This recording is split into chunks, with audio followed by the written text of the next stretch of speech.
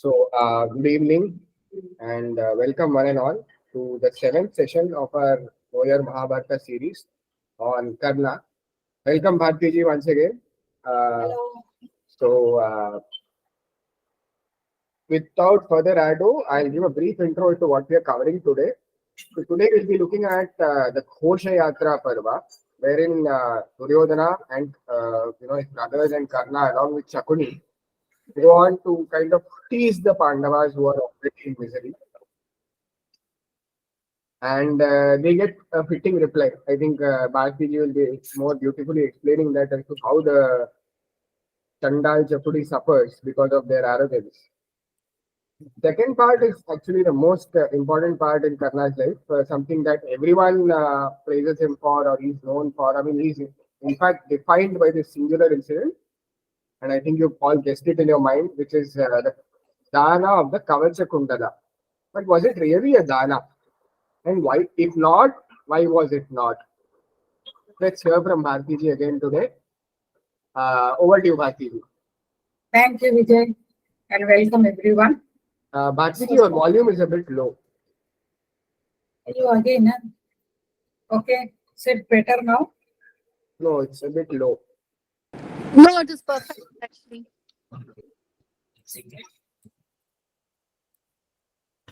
Yeah, is this better? Can you hear me now? Yes, it's very clear. Okay. Then it might be an issue at my end. It's fine. Okay. You're all able to hear.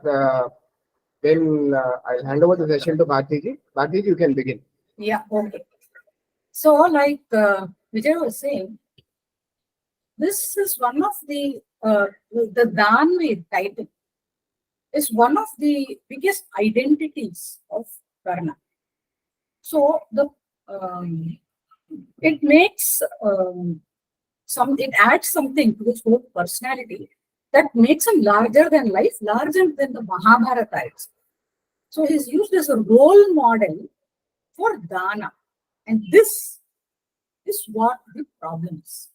That Karna becomes a role model for Daana. So this is the issue that I hope to address today, because the problem is not that Karna never gave Daana and he's called. That's not the problem. Karna did give Daana. He was a generous guy. He gave a lot of charity. But are we warranted to give him the title Dana Veera? Because the problem is, if we take what he has done, especially because of this Kavacha-Kundala thing, if he's given the title Dana Veera, then we are saying that anybody who does this kind of act has done something enormously wonderful. He has done something that is astounding. It is something as extraordinary. Nobody can do anything, right? So that actually defines what Dana is. We're actually defining what Dana is if we use the title Dana Veera for Karna because of this Kavacha-Kundala event in his life. This is where the problem is. So before we begin, I want to make clear what Krishna says about Dana. These are the shlokas that I had shared in the group earlier. So these shlokas appear in chapter 17, the verse 20 goes, Datavyamiti yadyanam diyate upakarine deshe kale cha patre cha taddanam satvikam smudha. So basically he is talking about, through the Gita, after the half of the Gita, we are talking about dividing the acts, gunas, everything into sattva, rajas, tamas, right? Obviously, sattva is what we are trying to move towards. Rajas is decent enough, but you definitely have to move towards sattva. Tamas, you definitely have to leave behind. That's the idea. So the highest form of anything is when there is an aspect of sattva which is conjoined. So this verse talks about Datavyamiti Danam. This verse talks about what is the sattva mode of giving dana, which dana is how when you give dana is considered a sattvika dana. So the meaning of that goes this way: When charity is given to a worthy person, because it is right to give. And charity is given without anything expected in return. When it is given in the proper time, in the proper place, in the proper manner, then it is in the mood of sattva. The next shloka tells us about the Rajasika Dana. So 21, the meaning of 21 is when charity is given with reluctance and when we hope to get something in return, Palamuddishya, when we hope to get something in return, or we have some expectation of something that we are going to get, or it is given very grudgingly or with great hesitation, or something it is very useless to you, no longer of any use to you, and you give it away. This type of dana is called a rajasik dana. Now, in the Gita, we have this very clear definition of dana in these two shlokas. The next shloka is about tamasika dana. So these three shlokas tell you exactly what dana is.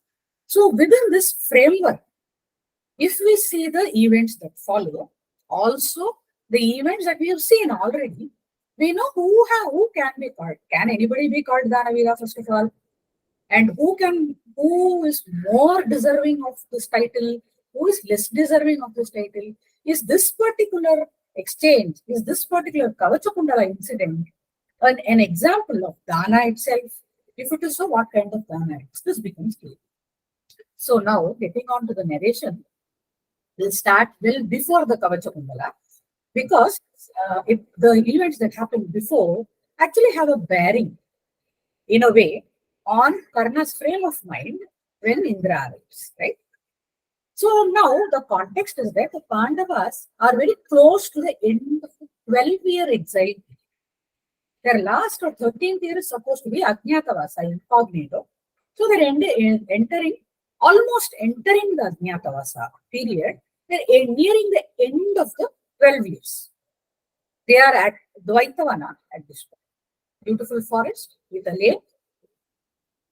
Now, there are several Brahmanas with them. They are actually supporting the Brahmanas. Brahmanas visit them, Rishi Munis visit them. One Brahmana visits them. The same Brahmana also visits Hastinapur later. And he tells the king, Dhritarashtra, how austere the Pandavas are living their lives, how tough their life is. They're wearing bark clothes and sleeping in the ground. He tells them, tells Dhritarashtra. Dhritarashtra is anxious again. He keeps vacillating, right? Half the time, morning to afternoon, he will think, Ayyo, I did something wrong, I should not have done. Afternoon to night, he will think, no, very good, they have got rid of them. So, very confused things. Dhritarashtra is very anxious now and he is lamenting. Duryodhana and Shakuni, they hear this lament of his about the Pandavas in the forest and them living in a very bad condition and all that. What is prompting his lament, we don't know. Whether he's afraid that they're going to come back and attack, or whether he's truly anxious about them, we don't really know. But Duryodhana and Shakuni hear him. They go to Karna and tell him about Dhritarashtra's lament and ask him, what do you think about this? Because he's Duryodhana's prime advisor. Okay? So they go to Duryodhana and Shakuni, go to Karna and tell him this. So Karna thinks, then he comes up with a good plan. He says, okay, look, I know where the Pandavas are. They are in Dvaitavana. We should all go and show up the Pandavas. That is, we should go with all our royal entourage and all our luxuries, our soldiers, all our women. And we should show the Pandavas who are the masters and how bad their state is. We should show them we are living like kings and they are living like ascetics. We should show Draupadi how luxuriously our women are living with jewels and silks and what her conditions. We should make it clear to them, we should emphasize on them that they are slaves to the world. So, these are the words that Karna says. The birth of a son, the obtaining of a kingdom, does not bring as much bliss as seeing one's enemies in misery. What happiness will we not get on being successful ourselves and on seeing, here comes the crux of the matter. This is Karna saying this, and on seeing Dhananjaya attired in bark and skins. Let your wives, attired in excellent garments, see the miserable Krishna, that is Draupadi, attired in barks and skins, and thereby increase her grief. So here it becomes very clear exactly who Karna wants to show up when he goes there. It's not about the other Pandavas. He is very specific about wanting to see Arjuna in bark and skins and wanting to make Draupadi Krishna miserable by taking the women along with silks and jewels. So Duryodhana obviously is very excited. He loves all of Karna's plans. He loves this plan also. But he says Dhritarashtra will not agree to this because Vidura, Bhishma and all will not agree. So he tells Karna only, you come up with a plan to ensure Dhritarashtra will not stop. So here you can see the influence that Karna has on Dhritarashtra. Duryodhana says, if I tell him, he will not listen. So you tell him, you convince father to let us go. Now Karna does, because Dhritarashtra knows they are at Dvaitavana, Pandavas are at Dvaitavana. So Duryodhana says very casually, I also want to go to Dvaitavana to do picnic. Dhritarashtra is not that much of a fool, right? He will know and he will say, no, don't. He actually tries to dissuade them, then he gets persuaded. So now Karna comes up with a plan. He comes up with the Ghosha Yatra plan. Ghosha Yatra. They are going to inspect the cattle then. Cattle wealth is a very important part of the kingdom's wealth. So they have sheep and cows. These are very important assets to any kingdom. This is why later on, these people go and try to capture Virata's cattle and get soundly thrashed by Bhikanna. So this Ghosha Yatra, inspecting the cattle, is a regular feature. And Karna says, we will go and complete the Ghosha Yatra at Dvaita. It's a very innocent thing. We will tell Dhritarashtra that this is what we are going to do. We are just going to take an expedition to see to the Ghoshas. It's always proper to go on a Ghosha Yatra. So we will, please give us permission. So Karna convinces the king also. Dhritarashtra is convinced. Now who all go on a Ghosha Yatra? Enormous army along with Karna, Dushasana, Shakuni, or several of the other brothers, or maybe all of them. We know that there were many of Duryodhana's brothers, and thousands of women, all their wives also. Apart from that, all other women. So totally, they have about 8,000 chariots, 30,000 elephants, thousands of infantry, 9,000 horses, carriages, shopping carts, so many. And thousands of men following them were skilled in hunting. So the day they reach there, that day, Yudhishthira is doing a yajna. It is a day-long yajna. Now, Duryodhana finishes all the cattle counting and all. Because that's not what they have come for, right? So he finishes all the cattle counting. Then he tells his men, go prepare for us to all take a dip in the lake there at Dvaitavana. Soldiers go. But there are Gandharvas already there at the lake. These Gandharvas stop the Kaurava soldiers. Soldiers come back and tell Duryodhana, Gandharvas are there, they are not letting us set up tents and make preparations for you and all. Duryodhana is furious and he tells his soldiers to attack and enter by force. So at first, the Gandharvas try to fight mildly, but then the soldiers don't seem to be letting up. So then they go to their king, who is Chitrasena, the Gandharva king. He tells them to attack by force. And the Gandharvas start attacking the Kauravas fleet. Now, Duryodhana, Dushasana, everybody is there in the melee now. Full-fledged battle is going on.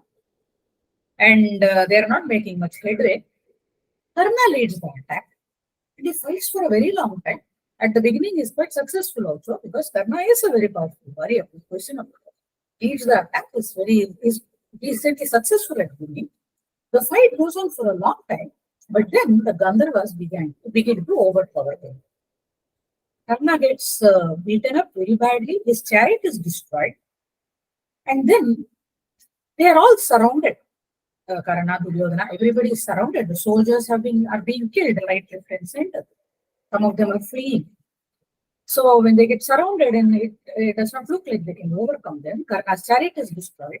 Karna leaps into Vikarna's chariot and he lifts the horses away so that he can flee the battlefield quickly. He leaves behind Duryodhana to fend for himself. Duryodhana, Dushasana, everybody is left. Duryodhana continues to battle. Duryodhana sees him run actually, but he refuses to surrender or accept defeat and he continues to fight. But soon, Duryodhana, Dushasana, a few other brothers, along with all the wives, are captured by the Gandharvas. Now, some of the soldiers have run away, right? They run directly to the Pandavas and they seek refuge with Yudhishthira. And they say, we have come here. Now Duryodhana and Dushasana and the wives have been captured by Gandharvas. They're taking them away. Please come and do something. Please help us.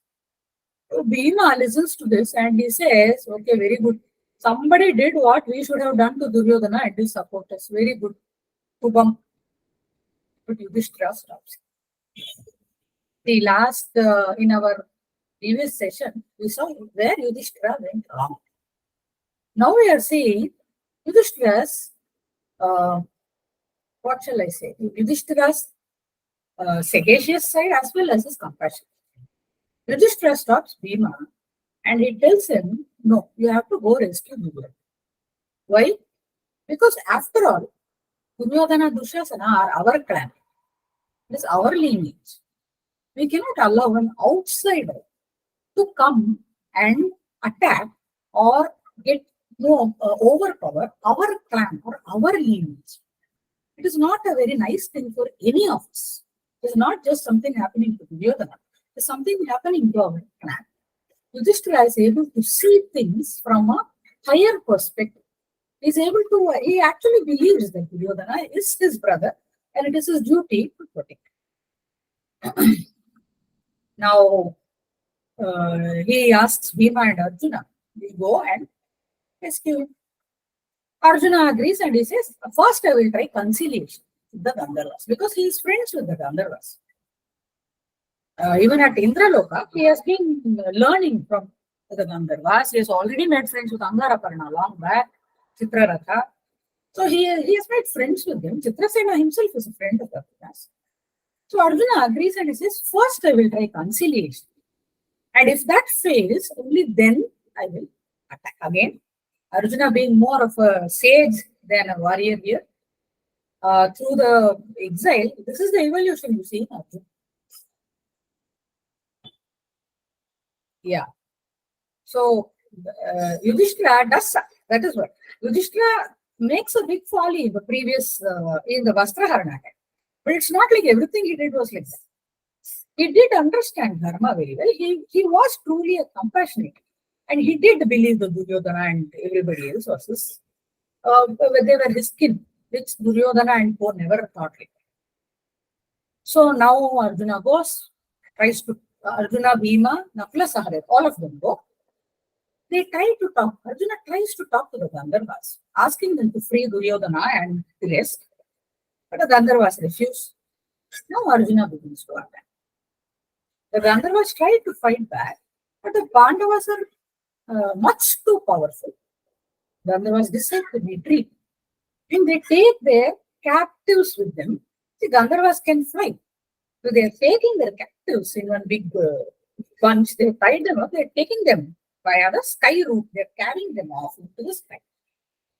Now Arjuna sees this and he stops them by creating a whole net of arrows around them that prevents them from flying away.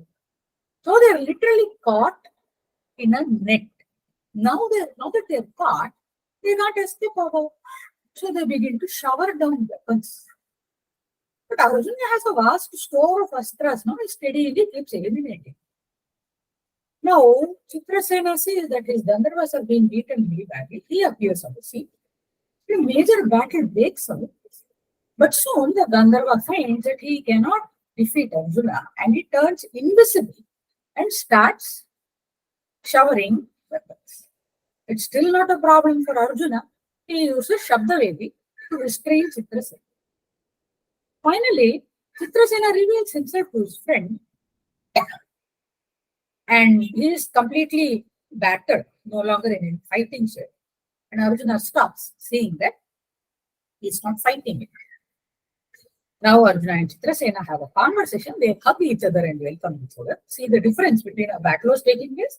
Now that they have stopped the battle, the enmity is forgotten. They go back to their original relationship.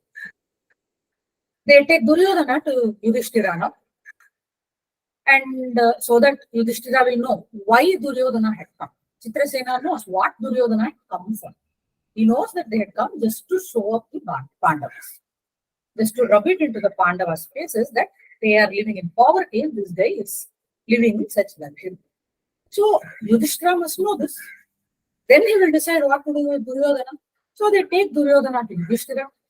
But Yudhishthira, true to his nature, he sets Duryodhana free and he asks him to go and not repeat this. Now, Duryodhana is terribly upset now. He wants to commit suicide. Duryodhana's eternal solution to things is commit suicide. He's mourning about there in the Dvaitavana itself in the forest. And all the remaining army, his wives and the remaining brothers, all are there.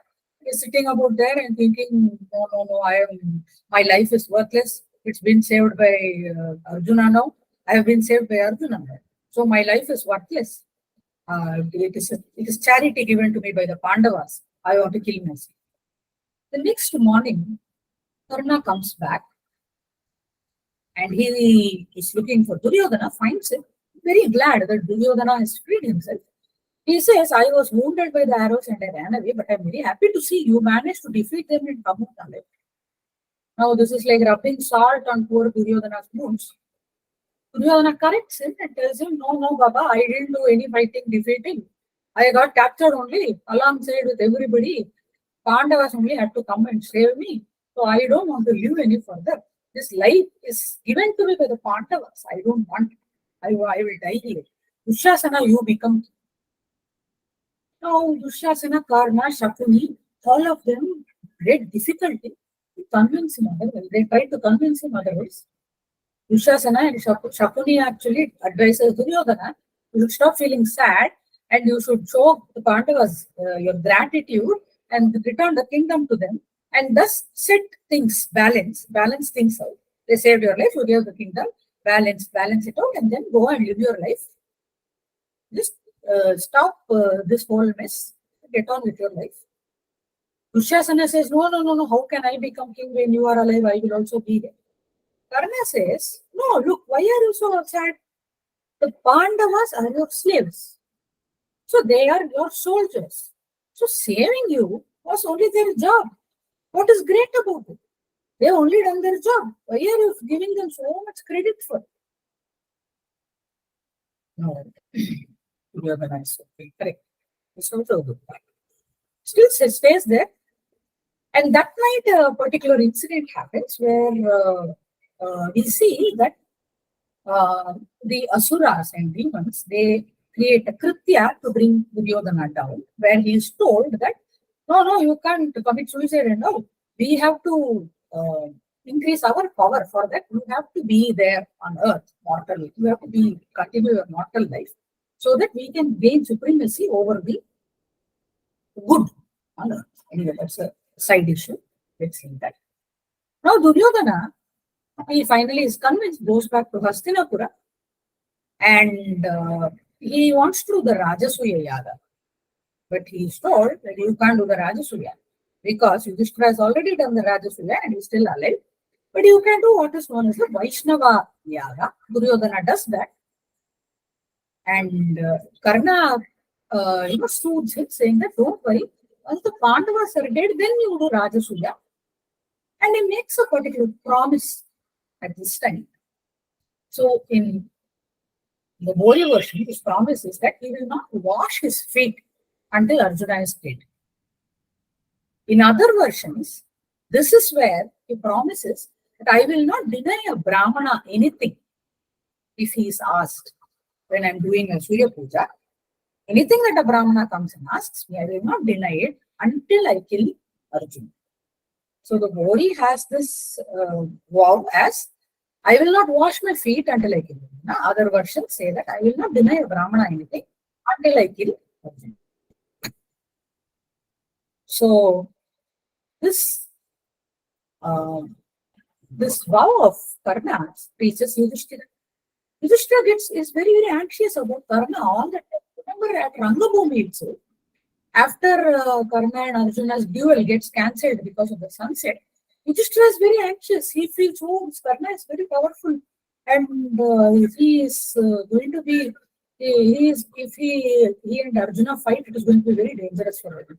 Yudhishthira is the only guy who thinks like that. Nobody else feels like that, including Arjuna or Krishna or Indra or Mahadeva. Nobody feels that. It's only Yudhishthira who feels very anxious about Karna in that sense. So Yudhishthira gets very anxious like this. So a few months before itself, when Arjuna was in Indraloka, he had gone there to get his weapons ready. Indra had sent message to Yudhishthira that your brother is here, through a sage, that your brother is here well and fine. And that fear that you have in your mind, that you do not tell anybody, this fear that Yudhishthira has about Karna, he keeps it to himself. He does not say it out loud to anybody. So that Indra sends the message saying that the fear that you have in mind, you don't worry about, I will remove that fear. Now, 13th year, the Ajnatavasa has just begun or is just about to be. At this time, Pandavas are planning where to go. They have decided to go to Virat's kingdom, Matsya, although their preparations are going on. Maybe they have already gone there, we don't know exactly. Surya appears in Karna's dream and he tells him, look, Indra will come as a Brahmana to take away your Kavacha-Kundala. Don't give away the Kavacha-Kundala. Surya tells him in his dream. Why? Surya tells him, if you give away the Kavacha-Kundala, you will be killed. That is, you can be killed in battle if you give it away. Meaning, until now, the Kavacha-Kundala, which are made of Amrita, have ensured that he cannot be killed in battle even if he can be defeated. He has been defeated several times with the Kavacha-Kundala. Guru Dakshina battle, he lost. He lost, which means against the Panchalas, he lost. The Swayamvara, he lost. He could not stand against Arjuna and he retreated. Then against the Gandharvas, he was beaten really badly. So he has lost with the Kavacha-Kundala. Kavacha-Kundala doesn't give him victory. It protects his life. It makes sure he cannot die. So as long as he has the Kavacha-Kundala, he cannot be killed. Defeat victory is not the point because he has been defeated. So Surya says, if you want to remain alive, you must refuse the Brahmana. So now in the dream state, Karna says, but I cannot refuse because my fame will be destroyed.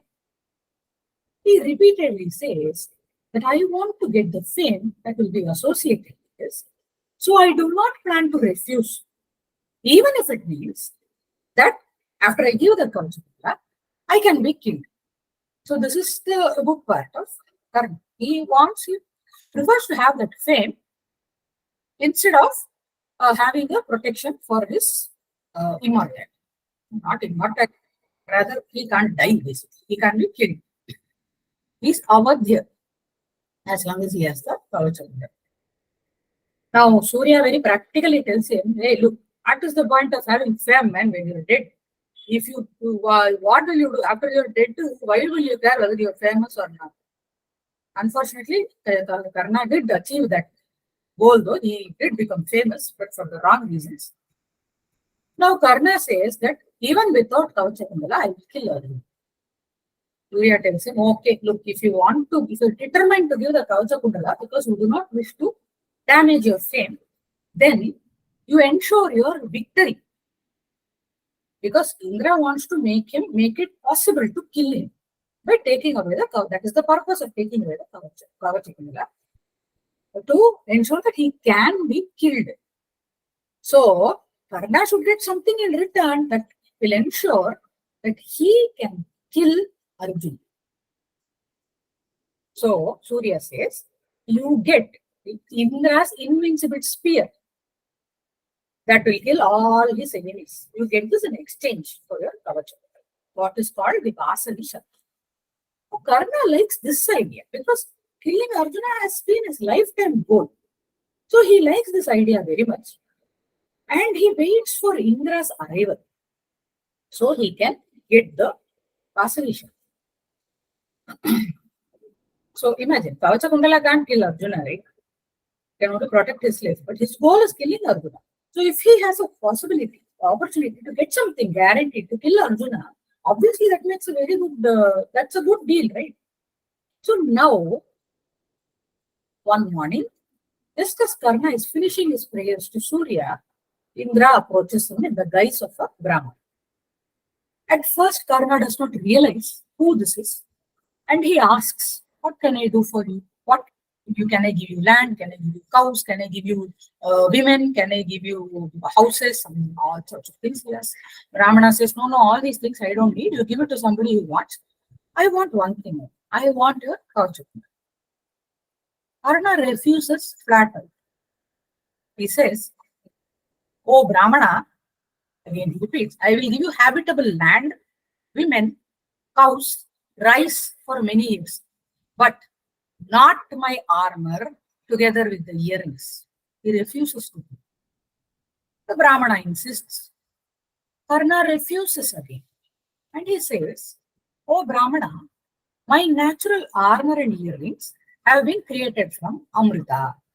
Because of them, I cannot be slain in all the worlds, and I will not part you.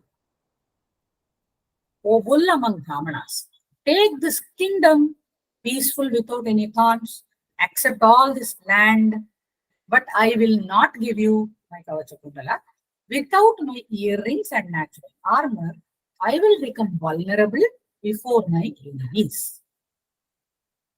One thing that we always miss in this conversation is that Karna obviously knows what the Kavacha-Kundala do for him.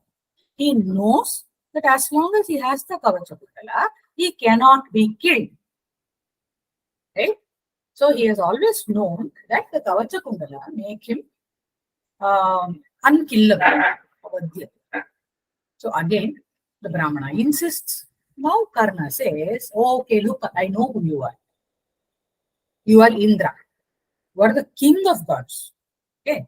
So if you take something from me, from mere mortal, for free, your fame will diminish. You are a god, you are begging from me and taking something from me. Your fame will go to dogs. Nobody will respect you. So if you want my Kavacha-Kundala, you must give me something in exchange. Otherwise, I will not.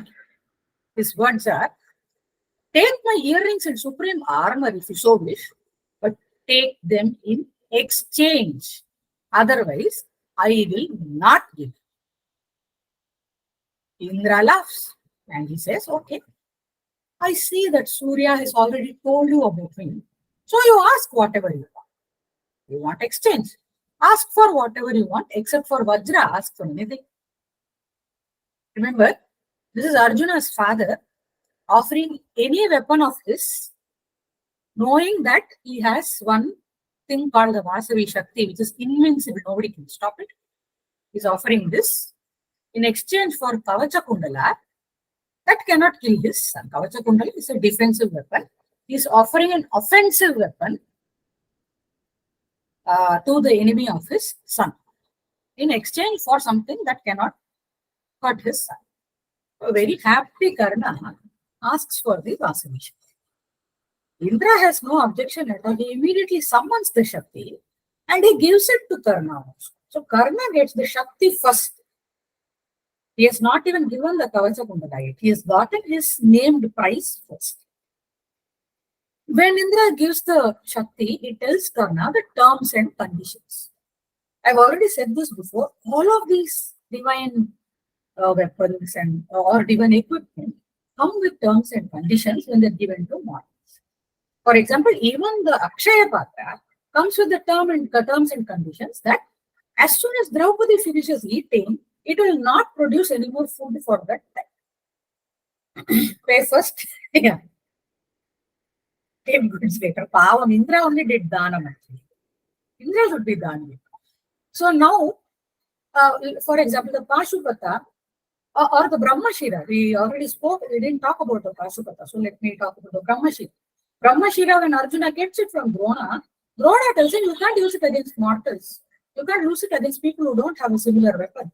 You can't use it randomly. You can't use it in battle. So all of these higher weapons, divine weapons, they come with terms and conditions because mortals are not the ideal people to be using them, right? There are other examples like Shrutayuda's mace. Shrutayuda gets the mace from his father Varuna, but that mace, if it is used at somebody who is not fighting, that mace will come back and strike him and kill him, and he actually dies like that. So even that mace comes with the hidden, not hidden, so open, explicit terms and conditions that if you throw it at somebody who is not battling, it will come and hit you, and that guy, Shrutayuda, throws it at Krishna in the battle. Krishna is unarmed, so the mace comes back, hits him and kills him. So in this way, all these divine things come with TNC. Similarly, Vasavi Shakti has what TNC? One thing is that Vasavi Shakti will guaranteed, Indra's guarantee chapa it has, that it will kill whoever Karna is aiming it at. That is, whoever he intends it for and he lets it loose, it will kill that enemy, guaranteed weapon. Then it will go back to Indra. But he must use it only when he has no other weapon in his arsenal. If he is facing a great peril, he is at peril of his life. If he's going to die unless he uses it, he has nothing else to save himself, then he can use the Vasavi Shakti. Otherwise, it will turn on Karna instead. So when Karna uses it, he is at peril of his. Ghatotkacha is about to kill him. Karna has used his other weapons and is unable to kill Ghatotkacha, and he uses the Vasavi Shakti. And the Vasavi Shakti, whoever it is aimed at, it will kill because of Indra's book. It kills Ghatotkacha. Karna says, okay, no problem. I want to kill only one enemy with it. So that is okay with me. As long as it is a guaranteed weapon, whoever I intended for, they are going to be killed by it. You are giving me that guarantee. I am quite okay with one-time use. I will take it. It's very happy. Indra is very well aware who the enemy is for whom Karna is asking. He still gives the Shakti. There's until now, see, the Ajnatwas is also not over. So the war has not become a guaranteed 100% going to happen. Krishna has not agreed to become Arjuna's charioteer. Obviously, because the war is not already decided, right? But Indra tells, but he still gives the weapon to Karna that can kill his son. But he wants Karna that the person that you want to kill is protected by Narayana.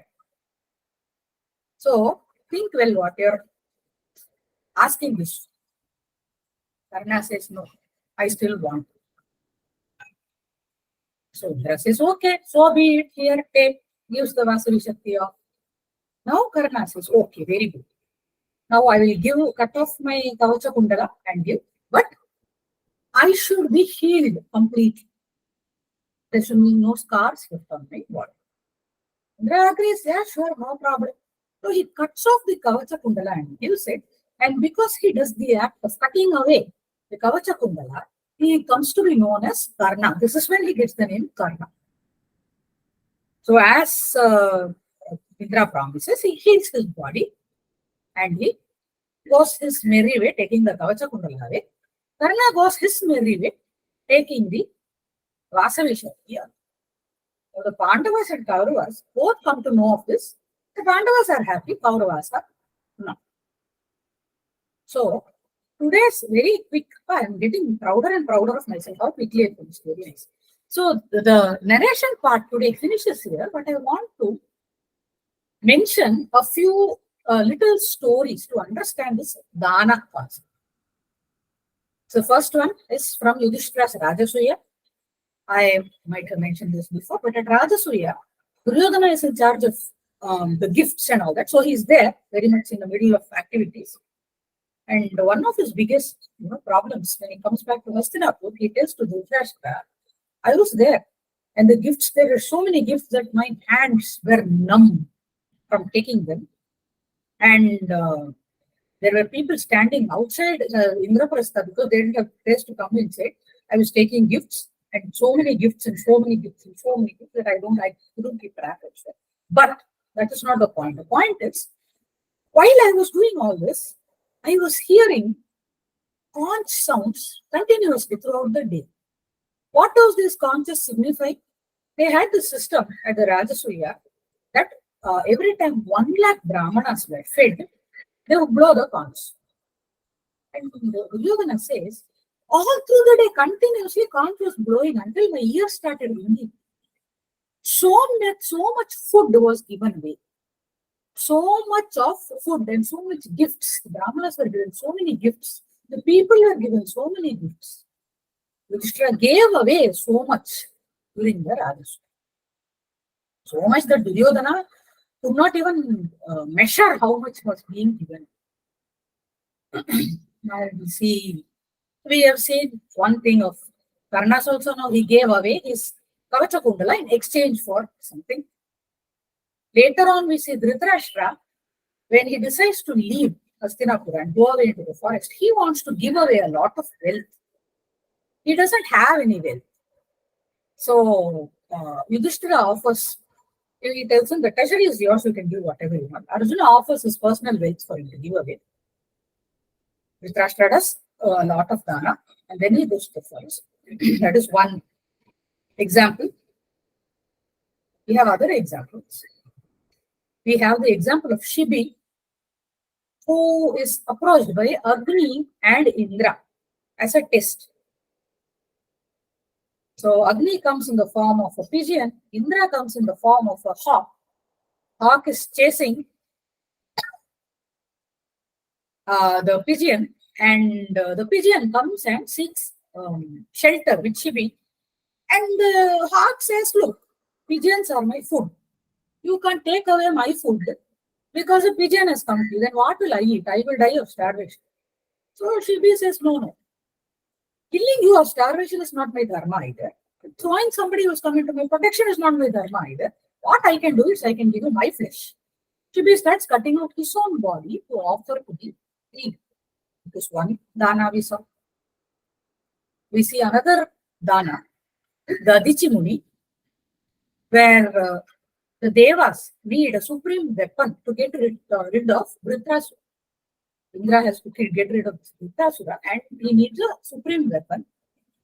For that, Mahavishnu sends them, the Devas, to Dadichi Muni to beg him of his bones, which are made invincible by the power of his spirituality. So the Devas come and ask him, and Dadichi Muni, without hesitation, he enters a samadhi state, he gives up his life.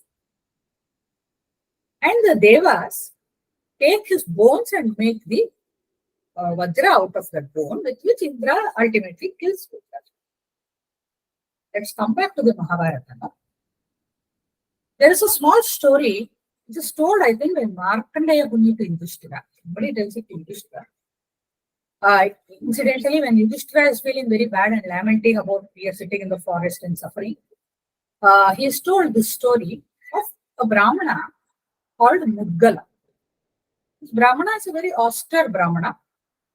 He lives on what he can collect by Bhiksha. He, his wife, children, all live on what he can collect from getting Bhiksha. So one day, obviously they don't have too much to eat. Whatever they get, they're happy with it, they're eating that. And he's a very, very keen on Atiti Satkar. Anybody comes and asks in their house for food, he will immediately share what he has, despite the fact that they are themselves living on Bhiksha. So one day, as soon as he has collected the food and brought it home, Durvasa Muni appears there. And Durvasa Muni is a very Vichitramana, he is a very weird kind of Rishi. He is a very temperamental Rishi and he is very eccentric also. And usually he has reasons for doing that. So Durvasa Rishi appears there in a very unkempt, very dirty manner. He's not wearing any clothes. He's talking very rudely, very brashly, demanding literally. He goes there and he says, "Give me food." And this Mudgala, with great humility, with great happiness, is overjoyed that a Brahmana has come to my house and I can give him something. And he gives whatever Bhiksha he has collected, he gives a portion of that to Durvasa. Durvasa eats it. He says, "I am still hungry, give me more." And in this way, Mudgala gives him of everything that he has collected. He, his wife, children, all are hungry. And even then, there is not the slightest hesitation in Mudgala to give the food to him, or he does not even look worried. So finally, having emptied the entire house, Durvasa goes away. Mudgala again gets big. Whether he gets it or not, whatever he gets, he eats. Or if they don't get, they don't eat. That's all. Durvasa repeats this on 6 occasions. And on every occasion, he goes and he finishes off everything that Mudgala has in his day from that day's Bhiksha. And on every occasion, Mudgala, with the same joy, with the same humility, with the same happiness, he serves Durvasa everything that he has collected for his family. After the 6th occasion, Durvasa is very happy. He says, "You have understood exactly how to treat Atiti. This is something, your humility and the way you have served me, I'm very happy. So I can grant you a boon. May you attain Swarga." How does Mudgala says, "What will I get in Swarga?" Vyasa says, "Look, Swarga is a wonderful place. All luxuries you have. You will not want for anything. No poverty, no hunger, no nothing, no tiredness, no disease, nothing. You live there very happily. But it's a limited time offer. To go there, you live there for a long period. But still, there's a period. After that, you come back. Mudgala tells him, "What will I do with something like that, which is a temporary respite? I don't want that. I don't want Swarga. Please keep your Swarga to yourself. I will stay right here on earth. I will do what is necessary for me to get moksha, which is not temporary, but permanent." And with that, Mudgala sends it. So, these are 4 or 5 different scenarios that we see here. So, now, with that, I end today's session. And what I would like to maybe hear from you also is, what are your views on Daana? How do you perceive this? How do you perceive Karna's exchange of Kavacha-Kundala for Vasavi Shakti? What do you think about it? What do you think of Yudhishthira's Rajasuya? Do you think that who among these do you think is more, qualified or eligible to get the title Dana Veera?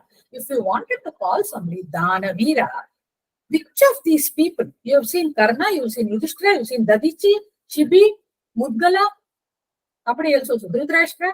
So which of these do you think is most eligible out of this list for the title of Dana Veera, and why? And also, of course, ask any questions from the session.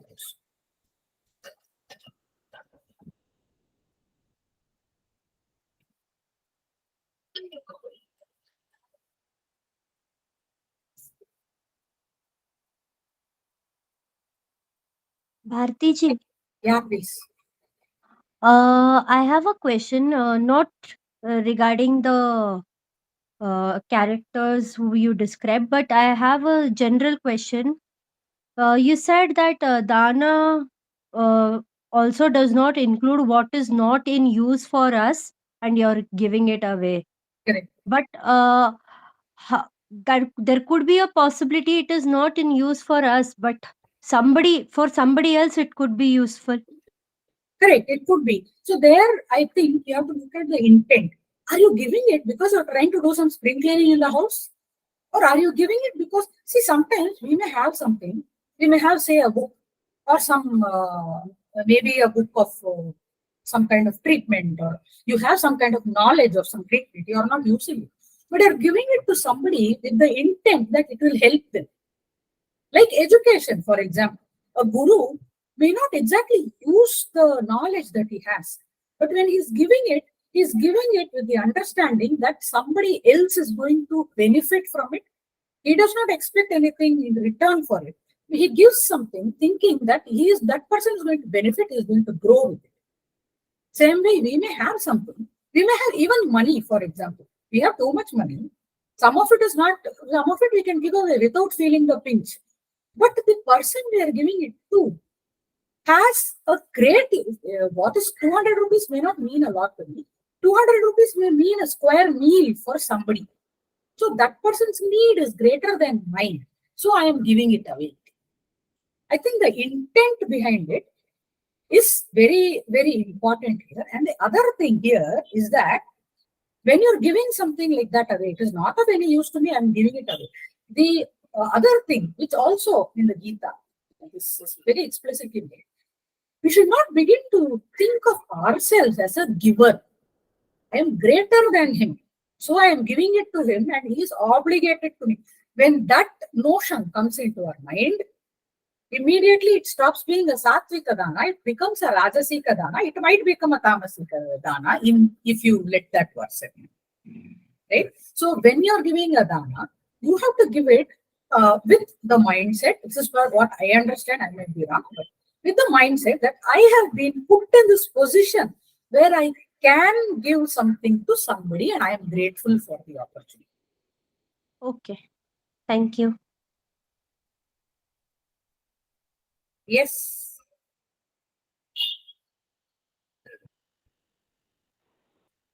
Bharti ji, so in throughout Mahabharata, do we have instances also where Karna, Karna is doing a lot of dana and all, like, and apart from this, the super duper incident of this Vasavi Shakti. So to Yeah. call him a Dana Veera, we should have few other at Yeah. least. Is it there? See, Just nothing specific, not even a single specific, like we have Yudhishthira doing this at Rajasuya, right? Or we have Dhritarashtra doing this. Or Arjuna throughout his exile at every Tirtha he visits, he gives away Dana to Brahmanas there. So like that, we don't see anything mentioned for Karna. But we have a blanket statement saying that he was a generous guy. He used to give away a lot of Dana. He would never say no to anybody. And all this is mentioned. So he was generally in the habit of giving the Dana. Everybody was. The point is when we make this kind of, particularly taking a Kavacha-Kundala incident and, skewing it into Dana. This is not, when you quote a price for something, you take the price first. When you give your thing, from which angle of, which angle does it become Dana? so when we analyze it, it doesn't become a Dana actually. And if you see the first definition of Dana, what Krishna says, I went and closed up that. Yeah.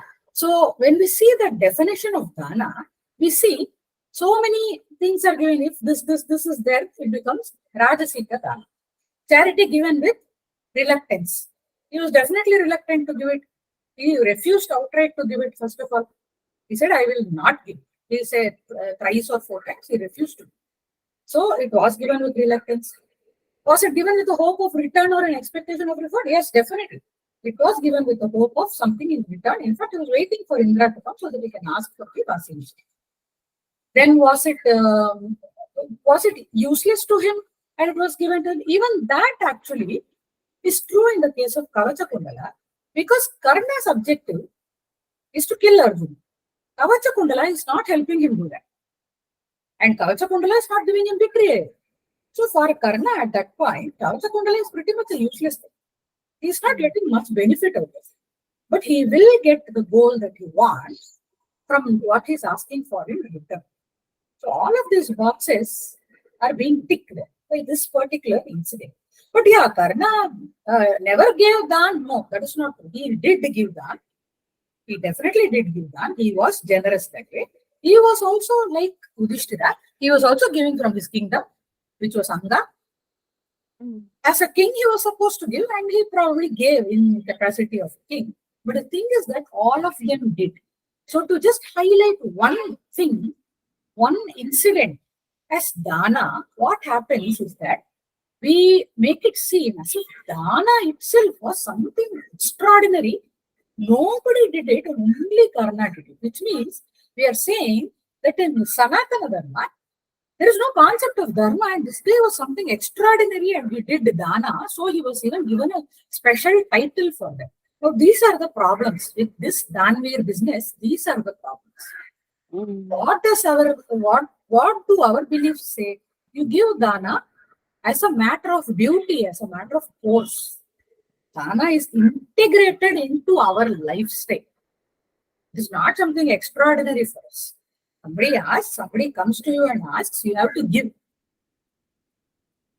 In fact, Daditya Muni says that when the Devas ask, how can I be more fortunate than to be in a position where I'm able to give something that the gods are asking me? See the contrast between how Daditya Muni handles what the gods are asking him, they're literally begging it, how he handles it, and how Karna handles the same. So these are distinctions that actually tell us that Dana was integral part of life. There was nothing extraordinary about giving Dana.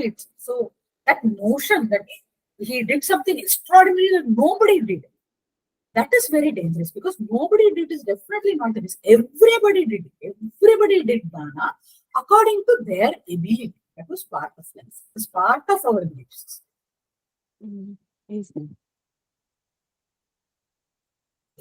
Also, Bharti ji, I just wanted to highlight the contradiction of Karna, because when Surya Deva came in his dream, and he said that there could be a possibility that Indradev might come and ask you for the Kavacha and Kundla.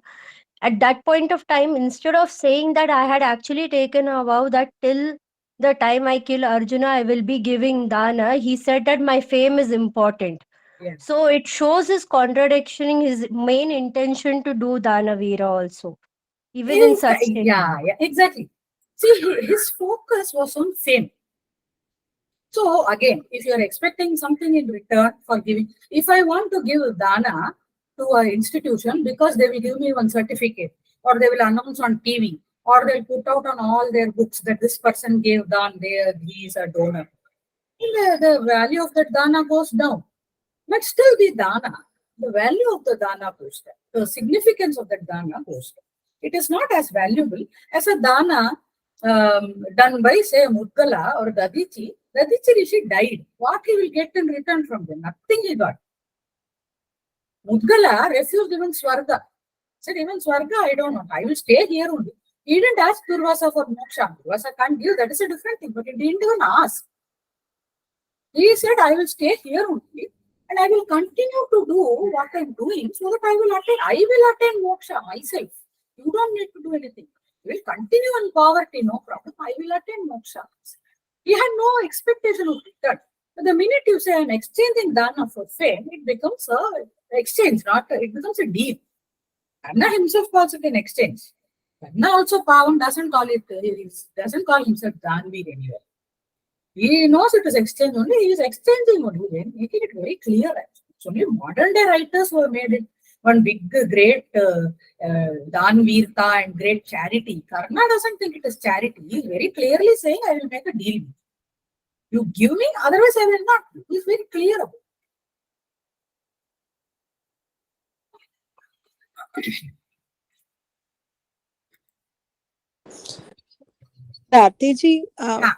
I mean, can you tell us which of the, I think 5 or 4 stories you told me, which do you think is the supreme Dana? Like you asked us, but I think I'm just putting it back to you because to me, I think Mudgala is also a very humble and he just gives away because he wants to give it to the Rishi, and also that Muni who burnt himself, who attained.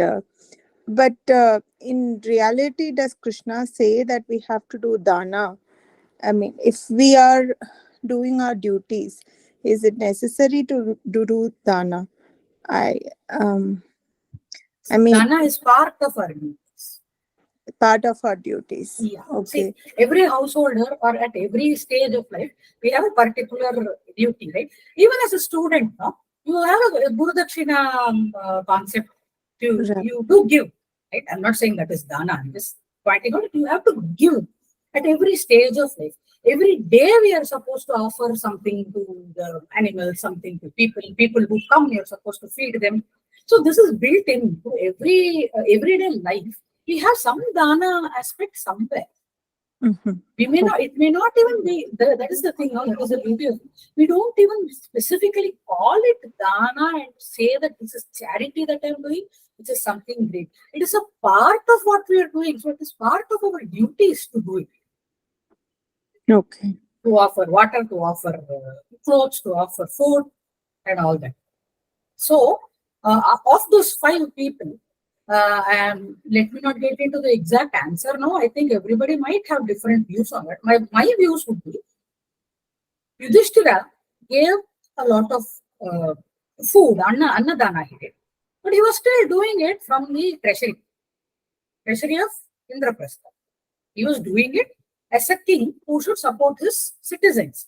He was doing it as part of the Rajasuya to make the Rajasuya successful. So there was some degree of wanting something in return for the Annadana, right? So that is still Rajasika only. When Arjuna went on exile, he gave off dana to several people. Yeah, he may not have, he gave from his personal wealth, not from treasury, okay? But still, he was doing some penance. He was trying to get rid of he had barged in on Yudhishthira and Draupadi, and he was going on penance as to get rid of that fault of his. So, as he was giving up dana, he was still doing it with a particular purpose in mind. Again, it has a Rajasika element. Karna outright refused. He said it is an exchange, so that does not even come under a dana category. Now, Dhritarashtra, I think slightly better, but it was not his money that he gave away.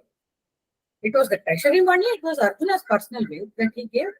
And he gave away hoping that he would be given blessings to continue his life in the forest peacefully, to find a peaceful end. Again, there was some Rajasika element. Chibi was a king. He too had a duty to protect his citizens. He wanted to protect the pigeon, and hence he gave something to the eagle.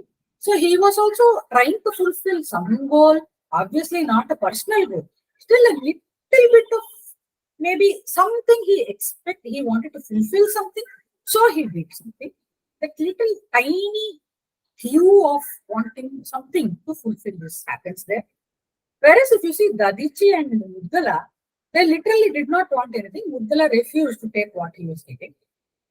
They stood to gain nothing from it. I think that defines Satvika Dana more. These 2 stories define Satvika Dana more than the other stories. But it is not like the others were not there. There is just a degree of Rajasika and a degree of Satvika that is slowly, fading away when by the time we come to Dadichi and the like. Okay. But in real life, if we happen to do dana, like people think, okay, oh, these people are easy to ask. They keep coming and coming. I mean, Yeah, that yeah. aspect also develops, and the person who is giving also develops an attitude. Okay, I have given you, I have made you to be what you are. So that aspect, when it comes, it doesn't become sattvic, right? No, it doesn't. And that actually, that for that you have to go back to the Gita. Any action that you do, you have to give up even the sense of agency that I am doing. So when you do that, you instantly cut off this. So when you give away that agency, I am not even doing. It is Paramatma who is making me do.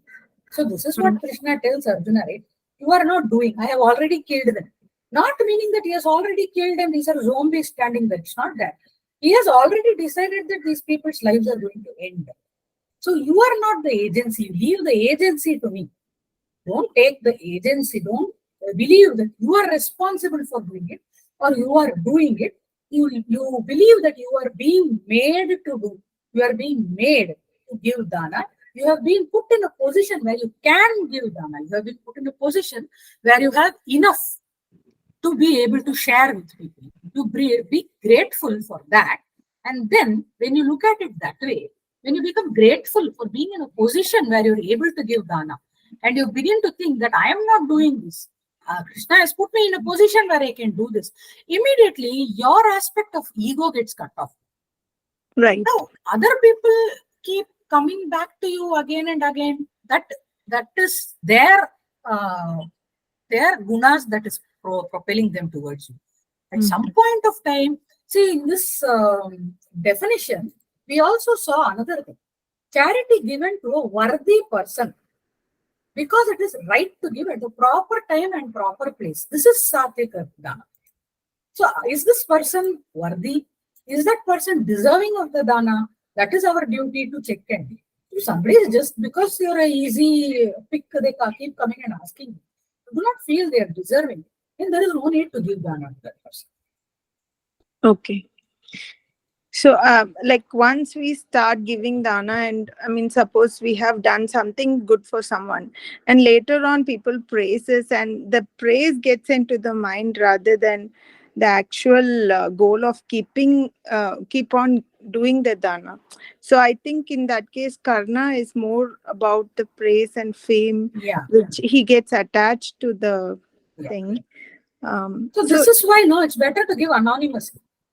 You give to somebody and don't what your left hand is doing, right hand doesn't know. So when you give without the person knowing, then there's no question of the fame finding it back to you and then tainting that dana that you might have given with the best of intention. But just because later on there is fame associated with it, you start thinking, oh, I gave, that is why that school has been built. See, I gave, that is why that man recovered from. That fame can attach to you later also. So that is why it is best to dissociate yourself from a dana that you do. Give it, forget about it, and make sure nobody can trace you back. Right. Yeah. Very, very beautifully said. That is one good way of handling it, I think. Because we are human beings. We are prone to these things. How much ever we read, we keep falling back into the mire. So that is natural for us. So we have to, shield ourselves from, figure out ways and tricks and tips to, to protect us from that. Correct.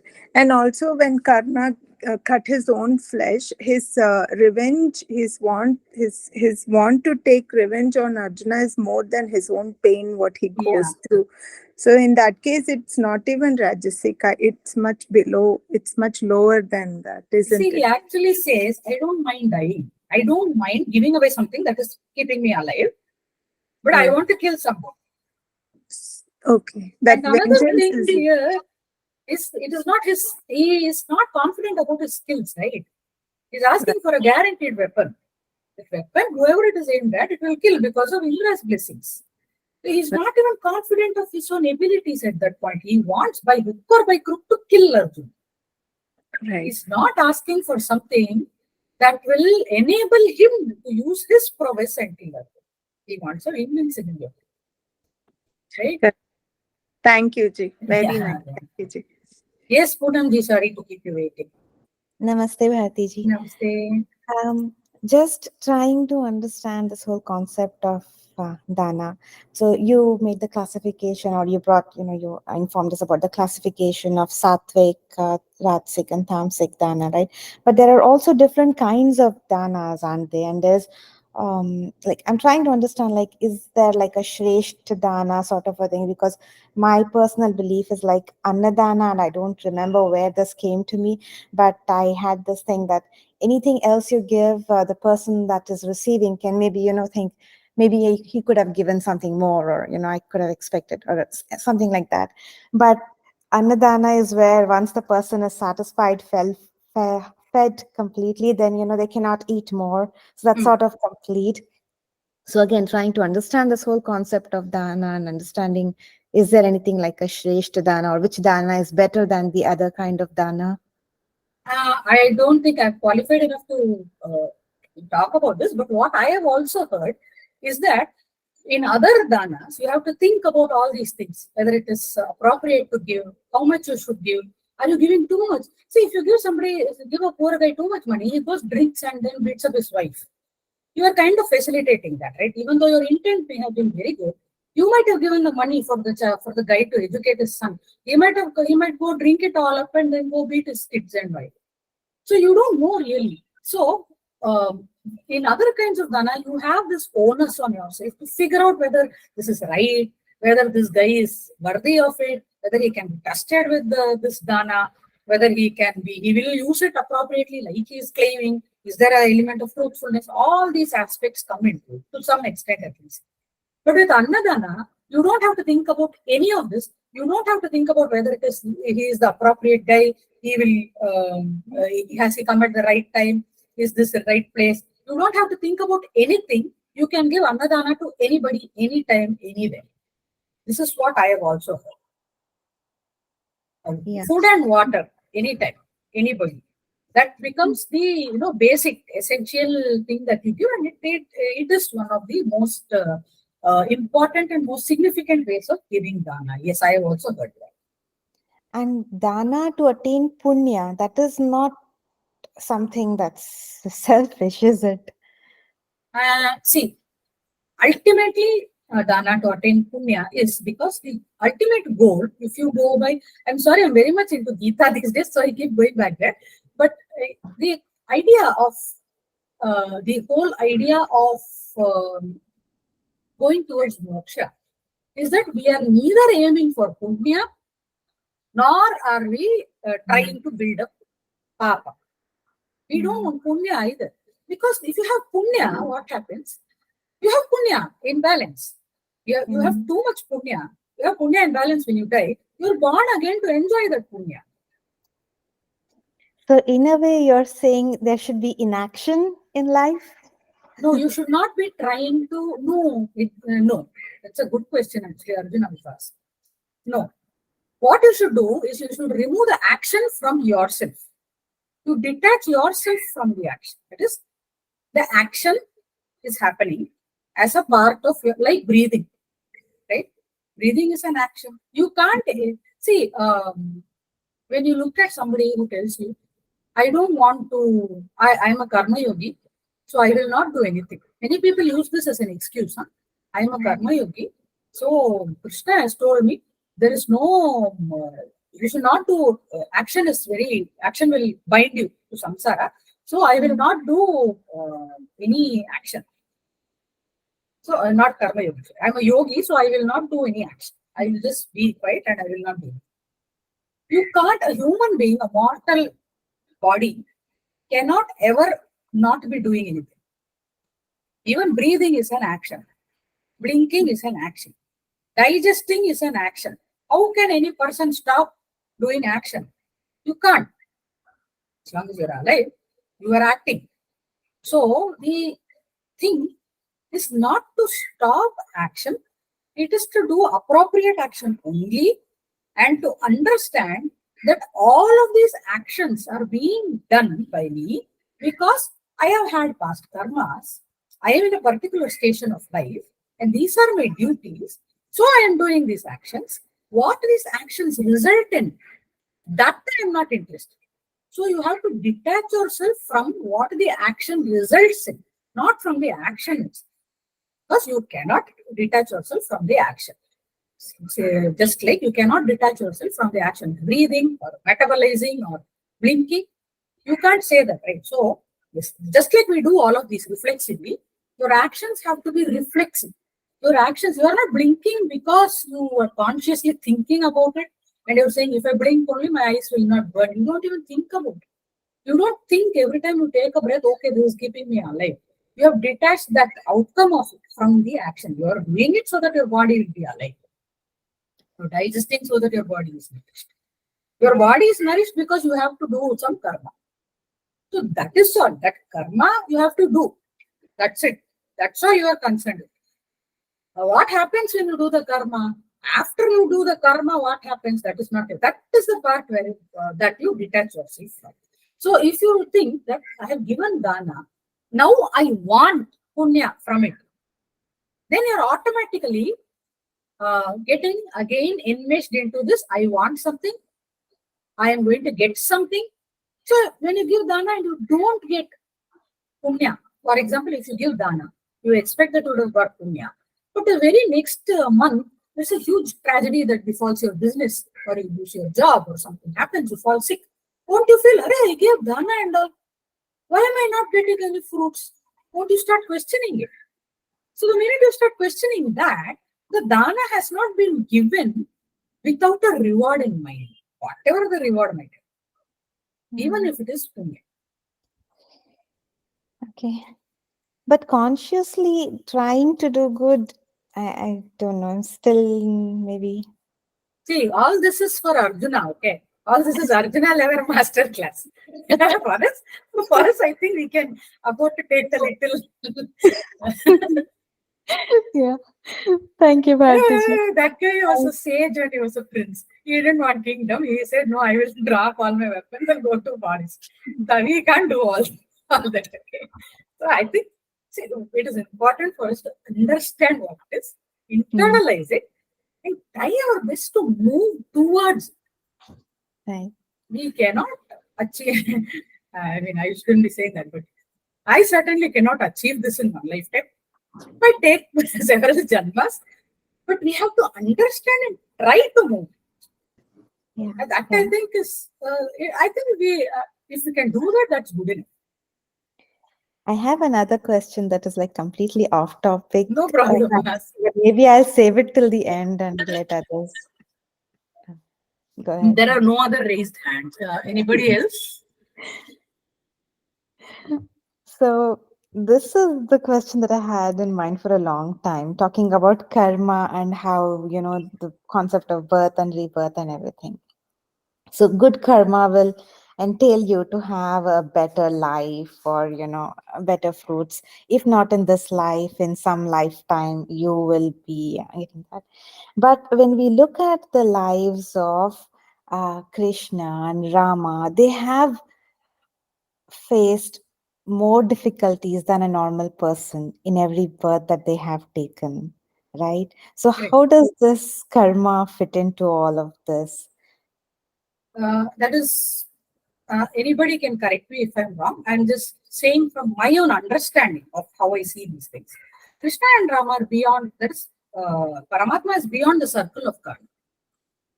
So what he chooses to do in Avatara is of his own way. He chooses to do certain things as a demonstration, a practical class. Because we people don't understand just from theory, right? It's very difficult to understand from theory. How do you say, even if you're going to become Chakravarti today, and the next morning, all preparations or every invitation has been sent, everybody has been told on social media, Instagram post and all has gone up that you're going to become Chakravarti tomorrow. And tomorrow morning, your dad tells you, you go off to forest for 14 years for absolutely no reason. You have to still keep complete equanimity, not feel bad, not feel hurt, not question, not get angry, not grieve. You still have to.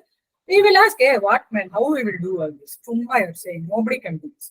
So he wants to do this. Yeah, I can still do it. See, this is how you're supposed to do. So he becomes a role model, and as a role model, he takes on different situations. Just so we can see, he is beyond he is beyond the ambit of karma or gunas. He chooses to do it because he is a role model. Otherwise, why would Krishna be born in a dark dungeon? He is born as a Chaturbhuja Vishnu. He can simply go and kill Kamsa there itself. Right. Right? Nobody would know. In the dark of his palace, if he is killed, first point is Kamsa only will be killed. What about all his other 100 henchmen? Putana is there, Trivakra is there, all these, the Chakatasura is there. So many people are there. Now all those people will go scot-free. Then later in life, he has Jarasandha lead 17 times. He has Jarasandha lead evil people to him to destroy them. So all these things will not be facilitated if he does that. So he lives life as a mortal. He shows people Look, even as a mortal, you can do this. This was one of the things that I was saying in the Narayana session. Nara is the representation of what you can do as a mortal, how you can elevate yourself as a mortal to such a level that Paramatma is your best friend. Paramatma is your best friend, he is your greatest cheerleader, and he says, you come, I will drive your chariot. I will drive the chariot of yours. A mortal can elevate themselves to that kind of a state. Again, we are not Arjuna, so we may not get to that level in this Janma, or we may be able to, if we are able to implement it. I'm not saying that we can't. But the point is that we have the potential in us to do it. It is not impossible for a mortal to do it. This is why Rama believes he is a mortal. At least he says that I am a mortal. I don't know I am Mahavishnu, this, that. You only have to comment it. Krishna, if you see, he does not materially change anything in the Mahabharata with using his divinity. Nothing in the Mahabharata, no event is changed by Krishna using his divinity. He gives the Bhagavad Gita, yeah. Bhagavad Gita is not changing the war, right? He does not save Abhimanyu. He does not even save his own family. Right? So, at the end, his own family kills everybody amongst us. He does not even do that. He does not change anything. He uses his divinity only to try to push people to leave adharma, fails with Duryodhana and the bunch. He uses his divinity to prompt Nara to understand what is dharma. I am meant more for Kali Yogis than for Arjuna. We are taking great use out of it.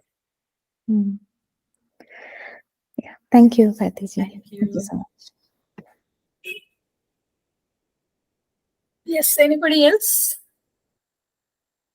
Bharati, like when it comes to Dan, there are many kinds, right? Like supporting financial Dan, food, and is it true that knowledge,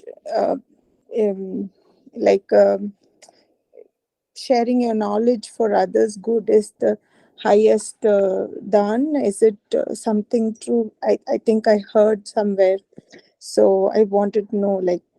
Vidya Dan is one of the higher forms of Dana. Yeah, I have also heard that. It's probably because when you give knowledge, you are not only, it's like saying, no, if you give a fisherman a fish, he can eat for one day. If you give him a fishing pole, he can feed his entire family and feed his entire family for years. It's like that. Suppose you have a opportunity to give somebody, say, food or clothes. Instead, you give them a sewing machine because they know how to sew. You've given them a way of supporting themselves for life, isn't it? The same way, when you give knowledge to somebody, you are actually not only educating that person, you are enabling that person to utilize that knowledge to make an income of his own, or to educate other people. So that knowledge, the dana of knowledge, can benefit not just the one person that you're giving it to, but several other people. Whether he's using that knowledge to work in a company and turn a profit, or whether he's using that knowledge and sharing it with other people, or whether he's using that knowledge to create something new, you are making a difference to the entire society, or to at least 4 or 5 people more. Whereas if you just give food to one person, or you give clothes to one person, you are just affecting that one person, right? But the problem with giving Vidya is that there are very few people who actually have the right kind of Vidya to give, and they actually give Vidya selflessly. This is why giving Annadana or giving water or something like that is accessible to everybody. But to be able to give Dana of Vidya, you yourself have to be very, very highly knowledgeable in a particular area. You can teach even today. As a teacher, we can become a tuition teacher for, say, my maths is horrible, but still I think I can still take classes for maybe 3rd standard kid without, making that Pavam kid getting 50, get 0. I think I can still manage that, even if my maths is horrible, right? So giving knowledge, if it helps somebody, it might help somebody more than just one small circle around them. So yeah, definitely that is a very important kind of dana to give, but it may not be accessible to everyone. That is the Right. So that kind of done never happens in Mahabharata or Parashuram. Parashuram. Yes. Okay. Parashuram gives his entire knowledge to Drona.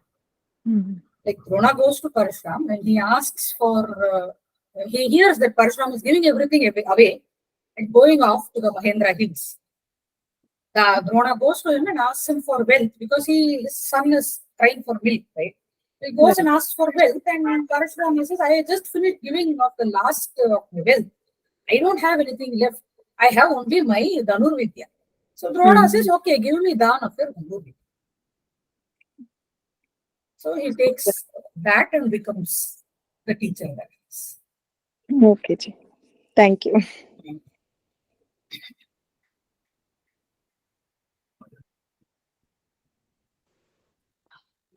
Might be a very silly doubt.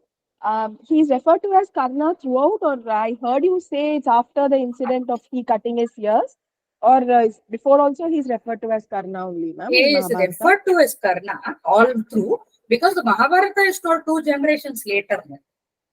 Told at Janamejaya's time. After Pandava's Karna, then Parikshit's life is over, then Janamejaya's lifetime only we hear about the story. So he is called Karna all through. It is also called Vrisha and Vasusena. He is actually given the name Vasusena when he is adopted by Adhiratha and Radha because he is wearing so much gold. It's covered in gold, no? So he's bringing so much wealth. So he's called Vasusena. He's named Vasusena. He's also called Vrisha later. And according to some versions, he gets the name Vaikartana for cutting off his Kavacha-Kundala. He gets the name. But in the conversations between Duryodhana and the Dhritarashtra and Karna, we see as Karna only, no, ma'am? He is called Karna. He's called son of Suta. He is called son of Adhiratha.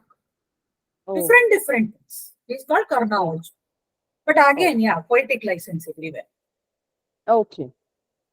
Because see, the idea is when Janamejaya is being narrated the story in a poetry form by Vaishambhai.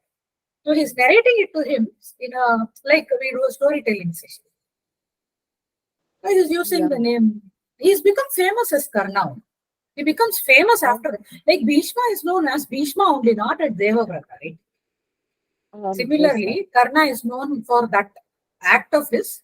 Why he gets a special name and all? Because he cuts away the armor without even flinching. He cuts away such a horrible thing to do, to cut away his own body. But he does it without even flinching. That is why he gets a name for that. I forgot to mention that. Yeah.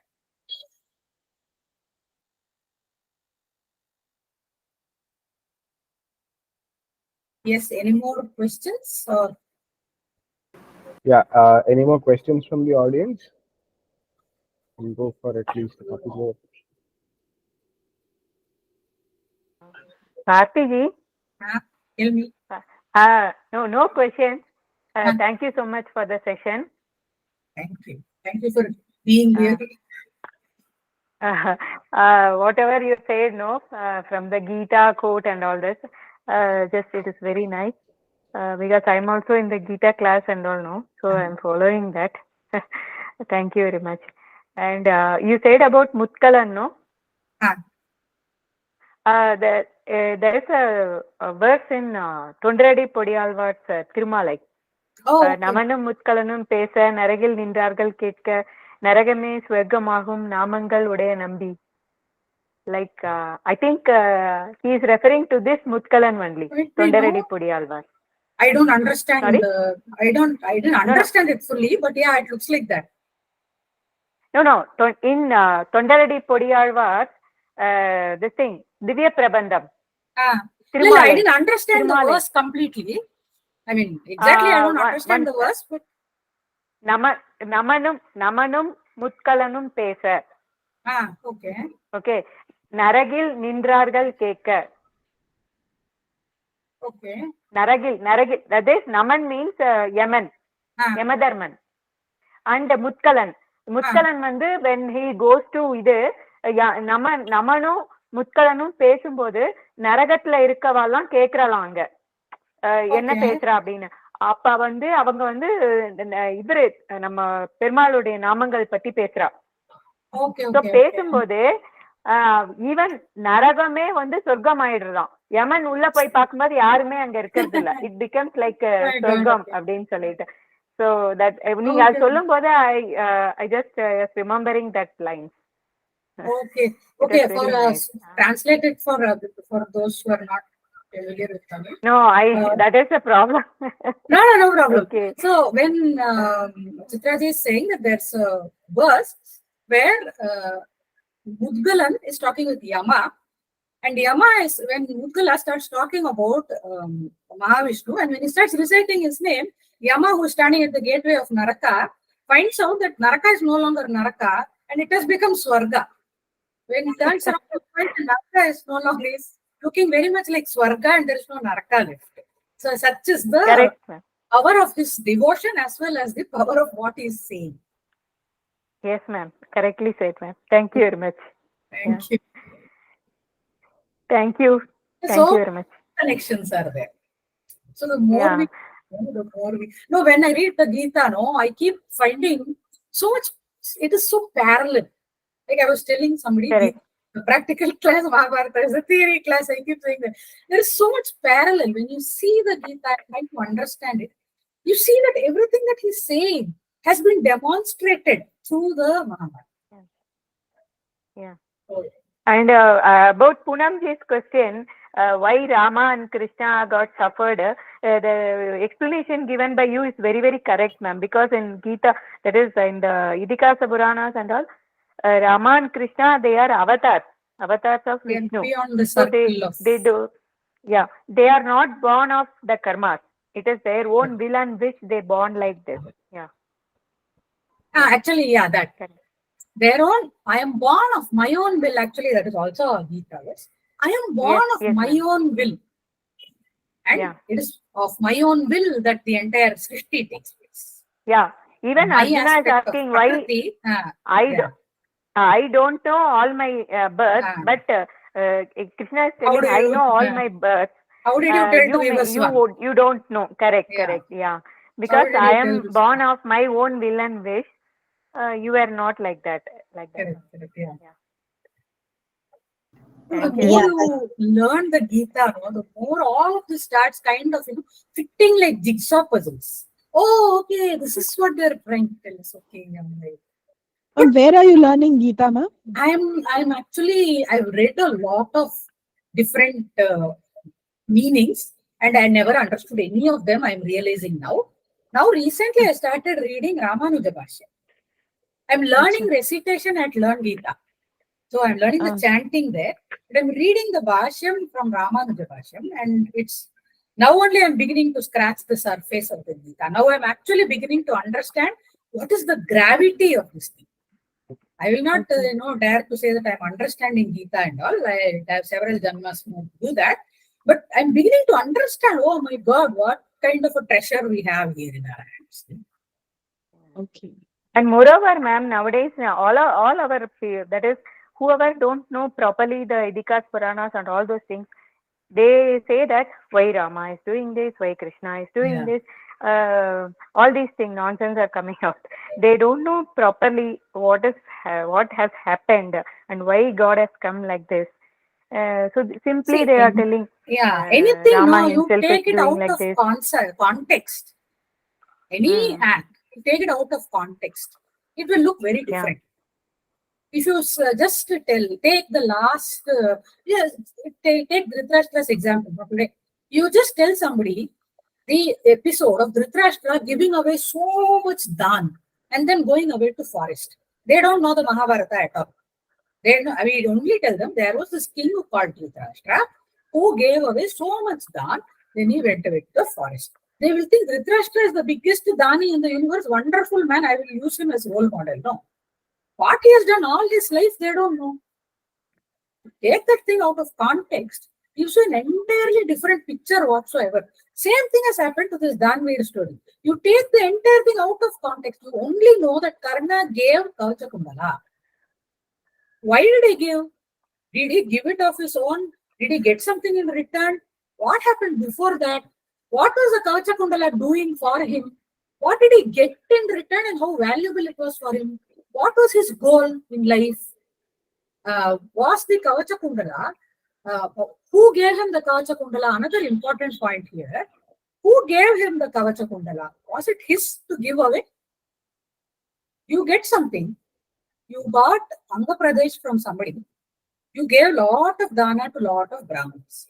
Did you win Anga Pradesh? Did you build it from scratch?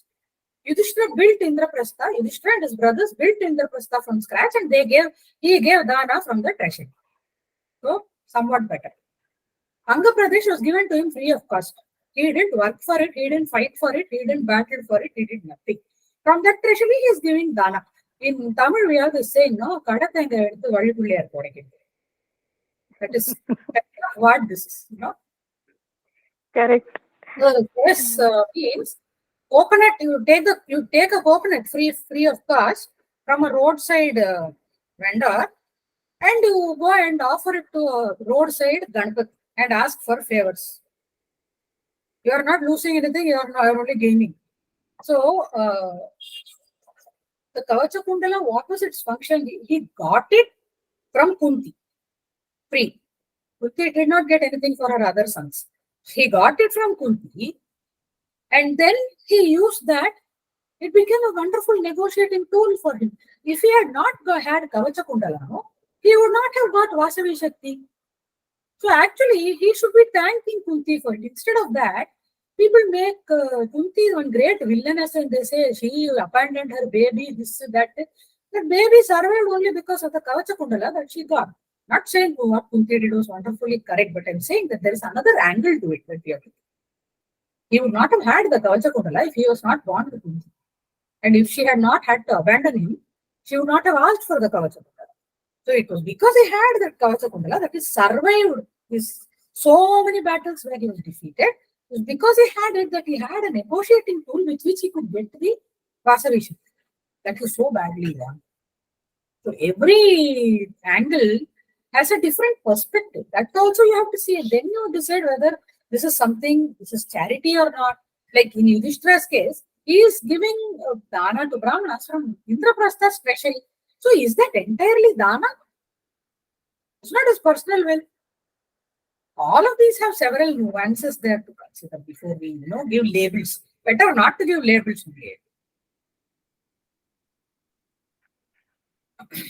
Yeah, please.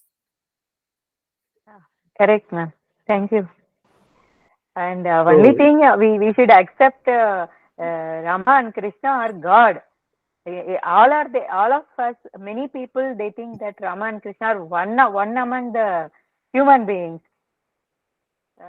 They don't want to That is also understand. because Rama and Krishna wanted to be like that. No? Because they have become so accessible to us. Right? Yeah, but for us, Krishna is like a friend. They can go and do whatever. They have made themselves accessible. Our human nature is what, ma'am? We don't remember all the goods they have done, but we will be pointing out the things they faced, the problems they faced. That's the problem with our Sanatana Dharma nowadays, facing the problem. Yeah, Krishna had 16,000 wives, so he was a womanizer. He did Rasa Leela, so he's a womanizer. Yeah, that sort of thing. Only this part these people are catching and talking about. Yeah. They are not talking about what Krishna has done good for us. No, and they don't know why he had 16,000 wives. What was the purpose? Right? That's what. Why did he go and marry 16,000 women? Why did he do that? He got them. He got them from Narakasura. He presented them, and he got from there. And so it's not that is what you say. Since Krishna is immortal, there is no bodily connection with anybody in the world for Krishna. It's not like he fell in love with them and got married to them. Yeah, they didn't have a place to go. Actually, that was the point. They would not That's be right. integrated back into society because they had been imprisoned by Narakasura for so many Correct. years. Who would take them back? They had nowhere to go. So he gave them a respectable home and a title. All these parts Correct. people will not, they don't know. But yeah, Vijay, sorry. Sorry, I am taking so much time. No, Thank No, you no very much. issues. I got more time to clear my throat.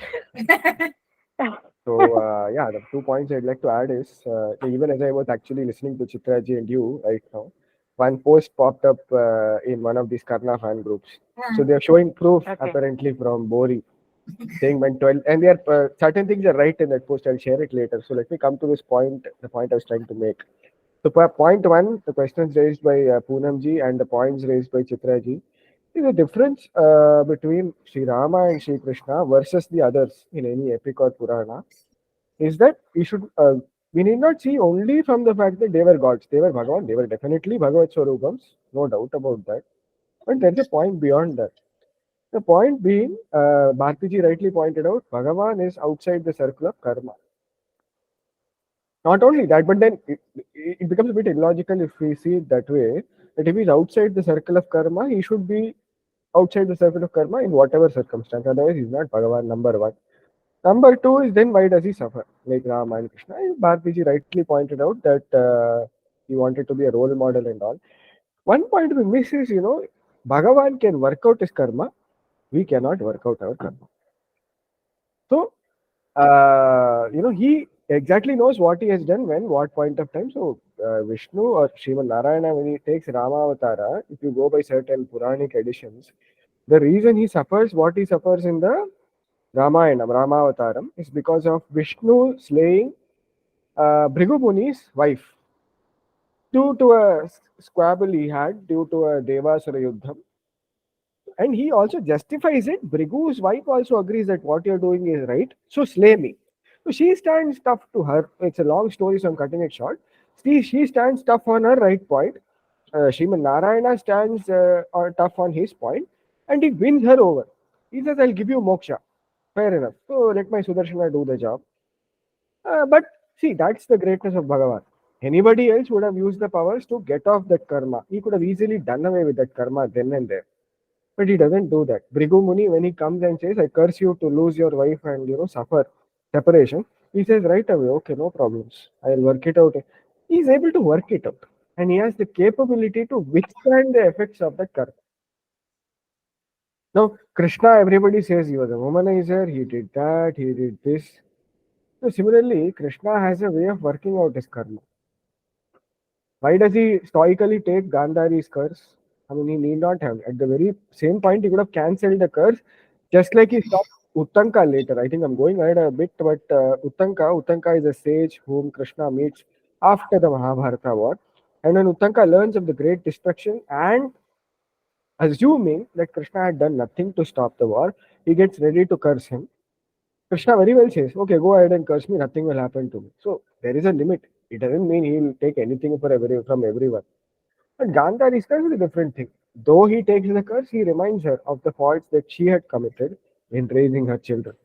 So that's the difference being, karma working out in case of Bhagavan and karma working out in case of us. We don't even know what karma we have done. Right? In any life, we don't even know what we have done before, what we are going to do next. Probably that's what Bhagavan says. You have control over what you do currently. So do that properly. And second, Another thing that I'll add there is that he wants to show also that how that karma, I can break it free, but I won't because I am bound. I want you all to be bound to that karma. So how we should remain bound within those and not try to find shortcut ways to find the ways to get out of it. That is also another thing that he is being a role model for. Yeah, sorry, sir. Yeah, very right, very right. We often see Bhagavan as an escape route. He'll pardon everything. Yes, that is there in the Shastras. I'm not going to deny that. There are numerous namas in the Vishnu Sahasranama or take any other stotram whereby it is said Karma Bandha Vimochani. karma pasha vimochani, or in Krishna's case, he is karma you will sever the bonds of karma. But when will he sever the bonds of karma? When we show the tenacity that we can face the effects of the karma. He won't do it as a free for all. He's not a politician that he'll announce a free for all subsidy scheme, karma subsidy scheme. Come, if anybody applies before 10th of September, I will do karma. That's not the way karma works. He'll be, in fact, on a very serious note, he'll be negating the very law that he has established, and that doesn't make him Bhagavan. That's one thing. And lastly, to conclude, is that in terms of Dana, when we come to the Ramayana, you just mentioned a point about Yudhishthira donating from the treasury, which is still contributed by the public, Karna donating from somebody else's treasury. But Rama makes a very clear difference there. When he, in the Ayodhya Kanda, when he sets out for the forest, it is very clearly mentioned that he donates all his personal wealth. Obviously, because he's still not the crown prince and he doesn't have hold over the king's treasury, he donates his personal wealth. He could have very well asked Dasharatha. Dasharatha would have gladly opened up all the treasuries and said, okay, go. But he donates his personal wealth, his palace, his jewels, and there's even an inventory list in the Ramayana of what he donates. So that's where, they set apart. So before we even in this Kali Yuga try to compare ourselves to Bhagavan, we should think twice. We should at least ponder over the fact as to why he is referred to as Bhagavan, despite all that he is referred to as doing in the Purana. Krishna does Rasalila. Krishna does marry 16,008 wives. But in the end, if you see when he is stepping his foot on Parikshit's dead corpse, burnt up corpse, and he claims, if I've been a brahmachari, let this child revive, it shouldn't have, right? Some Akashavani, even if you're Narayana, you are saying false. Because karma works that way. The karma and karma, the vidhana of the world works that way. They don't spare even Bhagavan. So if he had been wrong, the Akashvani would have called out, you are saying wrong, you cannot revive. But he is confident. That's the realization we cannot aim for, unfortunately. So then I think we should stop questioning. That's all from Perhaps I should clarify. I think I posed the question in a very incorrect way. No, not at all. Poonamji, no, it was not about your question at all. The intention was not to compare, Bhartiji. I was like, no, Poonamji, this is not about your question at all. Yeah, Poonamji, I refer to your question. No, your question, in fact, was a very good opening for us to bring about something that has been happening on Twitter a lot recently. Now, because I think I confined my examples to Rama and Krishna, I felt like the discussion went somewhere else. No, not at all. Not at all. I was trying sorry, it was not about your question at all. I think and it is good that you did confine your question to Rama and Krishna. I think at this time, more than any other time, in the in Sanatana Dharma, this is the time I think we should look up to them. No, and these questions are important for us. And it's not, and obviously you were not coming from that angle at all. But we went off into a separate track because we have been discussing this after many comments on Twitter. So we went off into a different tangent from your question. Because and even the question was more focused on, even if you look at Sita Mata's life, or you look at Bhakta Prahalad, you have had to face many adversities in life. So I was trying to get to that, but of course. No, you were more asking about why did they have to suffer to show, instead of maybe not having to came from a sense of sympathy more than anything else. But also the point that, there's the thing that God is going to test you and put you through difficulties, right? Many times people who do good deeds have to go through many adversities in life. That's sort of the norm, the belief. So. Yeah, and that is a very, very significant question. In fact, when you started asking your question, I thought you were going to ask, why did the Pandavas go through so much? The Pandavas, because you had told the story of the Indras, right, Bhartiji? So there was a relation that, they had to go through this. And, it's like Leela. That's how it has to be. And it has to come to an end in such a way. But that doesn't apply to Krishna and Rama. Hence your question. The question was perfectly right and was very, very necessary. You, in fact, gave us one, diving board into what is currently being discussed. This is, in fact, a recent Twitter post I saw yesterday.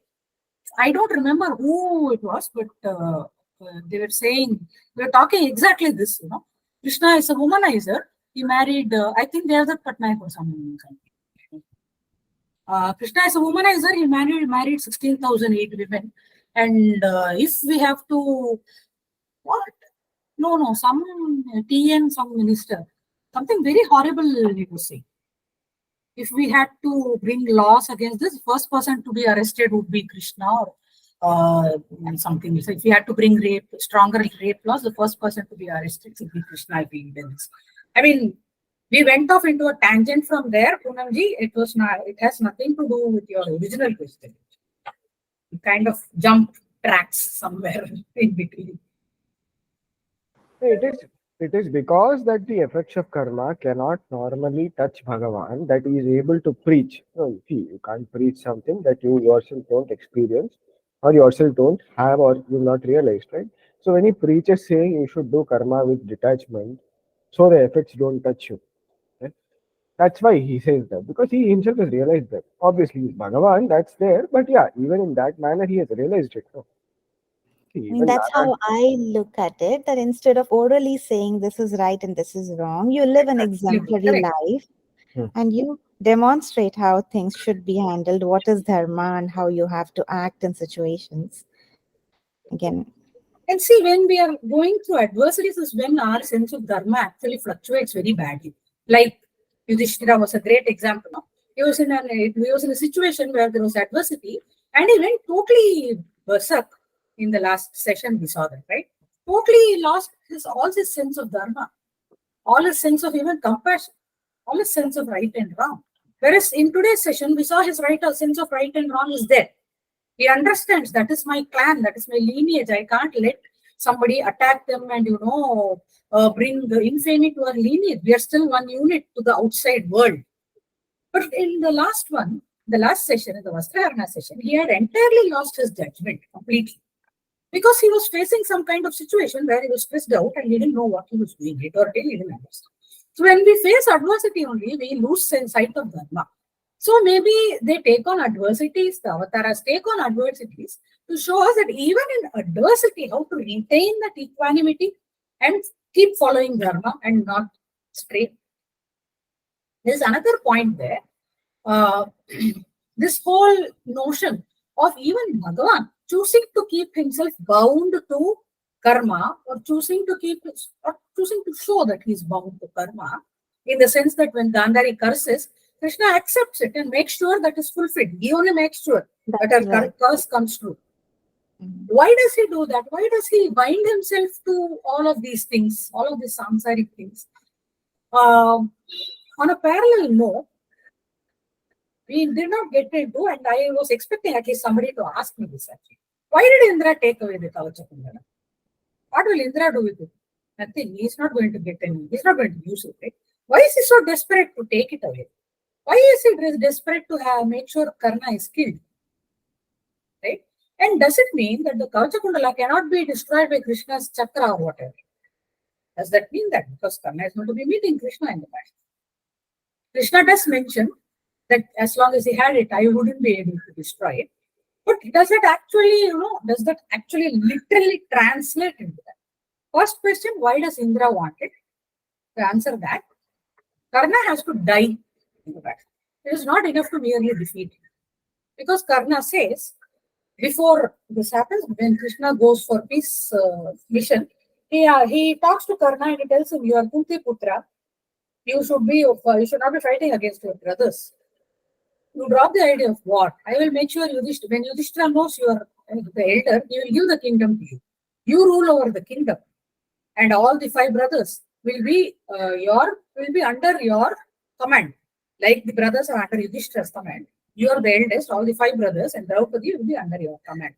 Karna refuses and he says, yeah, I know all of this already, that I am Kunti's and Surya's son, but I will not leave you. So, what was I saying? Where did I go off into this? What was I trying to say? Why Kavacha-Kundala? Okay. Right. So, after this only, Indra comes and takes the Kavacha-Kundala away. At this point of time, Karna says, Krishna offers the kingdom to him, right? He refuses the kingdom and he says, if I get the kingdom, I will give it to Duryodhana. Okay. So this is what will happen if Karna is left alive after the war. Yudhishthira will come to know that Karna is elder brother. Some point of time, Kunti will tell. Even if Duryodhana is dead, the kingdom will pass to Karna because knowing that he is elder, Yudhishthira will not rule. He will give it. In fact, Karna says to Krishna that I know that what you are saying is right. The minute Yudhishthira knows that I am the elder brother, he will give the kingdom to me and I will hand it to Duryodhana. So everybody knows that if Yudhishthira knows Karna is elder, he will give the kingdom to him. So now what happens? In case Karna has the Kavacha-Kundala, he is defeated in war. He will be defeated. That is guaranteed. If he doesn't die, after everything is over, like Kunti tells them, she will tell them that Karna is your brother. Yudhishthira hands over the kingdom to him. So what is the purpose of the Krishna Avatara or the Naranarayana Avatar? To ensure that nobody on the outside of Adharma survives. That goal is gone because Karna has been on the side of Adharma since ages. He has been supporting Adharma. Even Bhishmacharya has been killed because he was supporting Adharma. So Karna cannot be, and Karna has been perpetrating evil. Bhishma has only been quiet in face of evil and supporting him. Karna has been perpetrating evil. So to allow a kingdom to fall into his hands means that Dharmaraja cannot be established. So he has to die in the war. The purpose of taking the Kavacha-Kundala away is to make sure that he cannot remain alive merely because of a divine accessory. The purpose of the divine accessory that he had is done. That is point 2. Because he had to be alive until this point to ensure that this whole thing happens. Other examples of divine accessories leaving are Arjuna's chariot burns down after the war because he no longer has a use for it. Even Krishna's Sudarshana and his chariot and banner, they leave him before his death. Only after they leave him, Balarama's Halayuda and banner and chariot all go away before their death, before even they go to Prabhasa where their death happens. Arjuna's Gandiva, he gives back to the ocean when they go off to the Himalayas. So all these divine things are taken away from the mortal before their death. This is another reason. So these are 2 reasons why Indra is taking the Kavacha-Kundala away. Why is he so keen to take the Kavacha-Kundala away? Why is he so keen to make sure that Karna is no longer protected with that boon of Amrita? The second thing was, can Krishna's Sudarshana pierce the Kavacha-Kundala?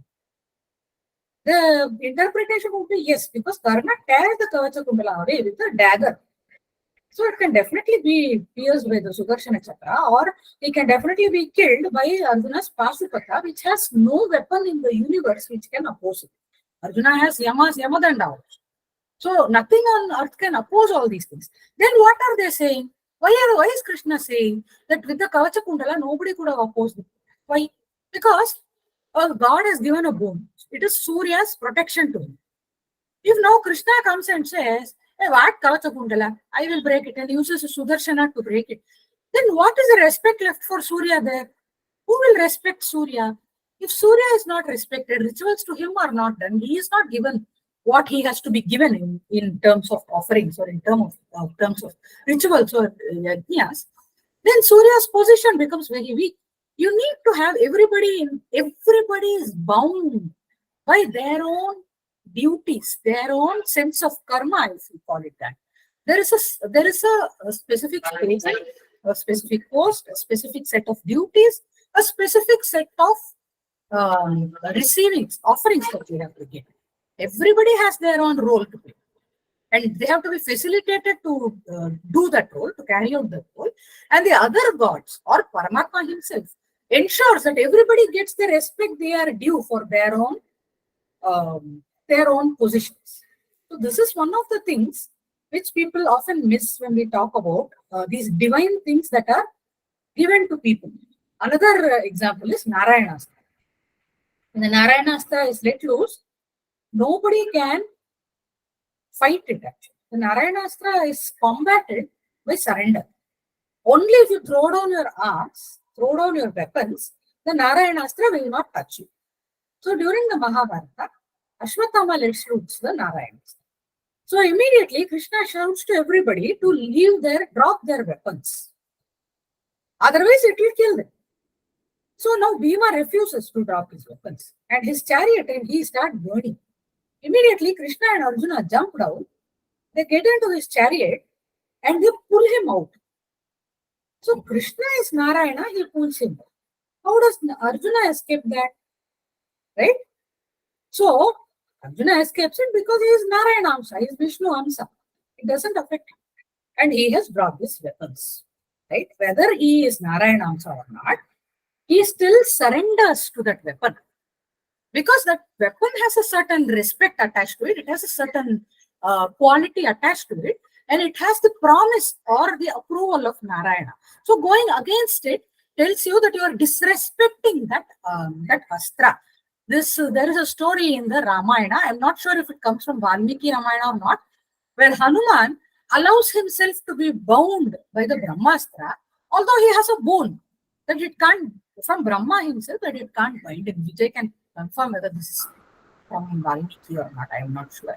Yes, it does come in the Valmiki and all other editions of the Ramayana. He does it to respect the Brahma. He says, okay, he's tied with the Brahmastra. And then the Rakshasas, they think, no, that is not enough. We will tie him with ropes. As soon as they use ropes on him, the Brahmastra, let's go. Because these humans are not trusting the Brahmastra and they want to use ropes. But Hanuman allows himself to be bound because out of respect for Brahma, whose weapon it is. So this is how weapons generally work, is how I interpret. Also observe the nature of the Brahmastra, the effect of the Brahmastra on Hanuman or versus other beings. You know, Brahmastra is used against various people. Against Ravana, it is used, it kills him. Against the armies, it is used, it probably does something like a nuclear explosion. Or, you know what you see. Vaporizes people, literally. Yes, it vaporizes people and vegetation itself. But against Hanuman, it becomes ropes. So, see, the Brahmastra also realizes it's almost as sentient as we are to recognize whom it's being aimed at. That is why, you know, as Bhartiji pointed out, there are some weapons which come with the condition that if you use it on unarmed people, it will bounce back. So, these weapons are sentient in a sense that they won't attack somebody who is up in the level of dharma. Correct, exactly. And they are powered by the wielder's spiritual prowess. That is why you see a Brahmastra. There are several levels, categories of Brahmastra. The Pashupata is also a Brahmashira weapon. There are several categories of Brahmastras. There are lower Brahmastras, which even, I think, Yudhishthira and all also wield a Brahmastra. But there are higher Brahmastras like the Brahmashira, which can destroy the world. But the Brahmastra's power depends on these astras draw from the spiritual energy of the wielder. So a wielder with very little spiritual energy cannot let loose a Brahmastra, which is very powerful. Even if it is a Brahmastra, its power will still be limited because this guy's own spiritual prowess is very limited. So that is also a condition. Yeah, so understanding these astras is, it's not like you saw on Ramanand Sagar, one will go like this, it will be like a flower pot and it will keep doing this, and it will go, and one Zameen Chakkar will come and both will clash and both will fall. It's really not like that. But yeah, I mean, how else could they have shown it? They can't really go around showing Brahmastra. Yeah, sorry for rambling. Yeah, any more questions? Yeah, any more questions? Or we can conclude the session. Yeah, one point I just remembered is that, you know, when I think Poonamji raised or somebody else raised the point of Punya and Papa versus Moksha. I don't recall who raised it. But yeah, Sandhyaji raised it. The point is even Punya has side effects, you know, they good side effects, but it has side effects. So I just remember this. It's a bit of a legendary tale. I don't know if it comes in any Purana. Others may clarify if they know where it comes from. So it's, I think the story goes something like it's either Uddhava or Devi Rukmini who asks Krishna. In some versions, it's Narada. Who are your greatest bhaktas, or you know, something like that. So Krishna goes on to mention not Narada, not Arjuna, not Rukmini Devi, who Shri herself, But he says the gopis. And Uddhava and the others are surprised as to how so. And in some versions, it said that the question is phrased a bit differently. It's like, who are most deserving of moksha among your bhaktas? So he names the gopis. And they ask him, they don't know any ritual or practice or vrata, nothing they know. They are cowherd girls. There's nothing to be feel bad about, but yes, they are not trained in the way of the scripture, so to say. But Krishna places them above everyone else. He says they are the highest. Then Uddhava asks, under what merit do you say that they can attain moksha? So Krishna says, they have given up both punya and papa. Will you give up punya? You will not. You will look to attain more punya. But they've given up punya as well as papa. He asks, how so? They are beings, right? They are humans just like us. So they are also bound by karma, which is action. He says they have conquered that. How so? So they do only two things. One of two things. They're always in remembering me. So if I'm near them, they see me, they remember me, they remember my place, and they get happy and they dance around me. If I'm away, as I am now, they remember me, they cry out in sorrow. Typically in Shastram, it is conveyed as if you feel happy, your punya diminishes. It's just using up a mobile, like it's like a mobile phone's charge. If you watch it more for entertainment or some use, your battery charge goes down. Similarly, if you feel happy in life, your punya charge goes down. If you experience sorrow, or as somebody said, adverse circumstances in life, your papas, that's why the test happens. Why do you face adversities? It is to help burn your karma. So your bad karma, basically. So your papa reduces or burns away as you experience adverse circumstances. So he says, when they are near me and they dance with me and they play with me, their punya reduces. And when I am away, they suffer adversities and separation from me, their papa burns away. After that, there's nothing to add in the balance sheet. It's a clean balance sheet. Nothing, no entries only. So they get moksha easy.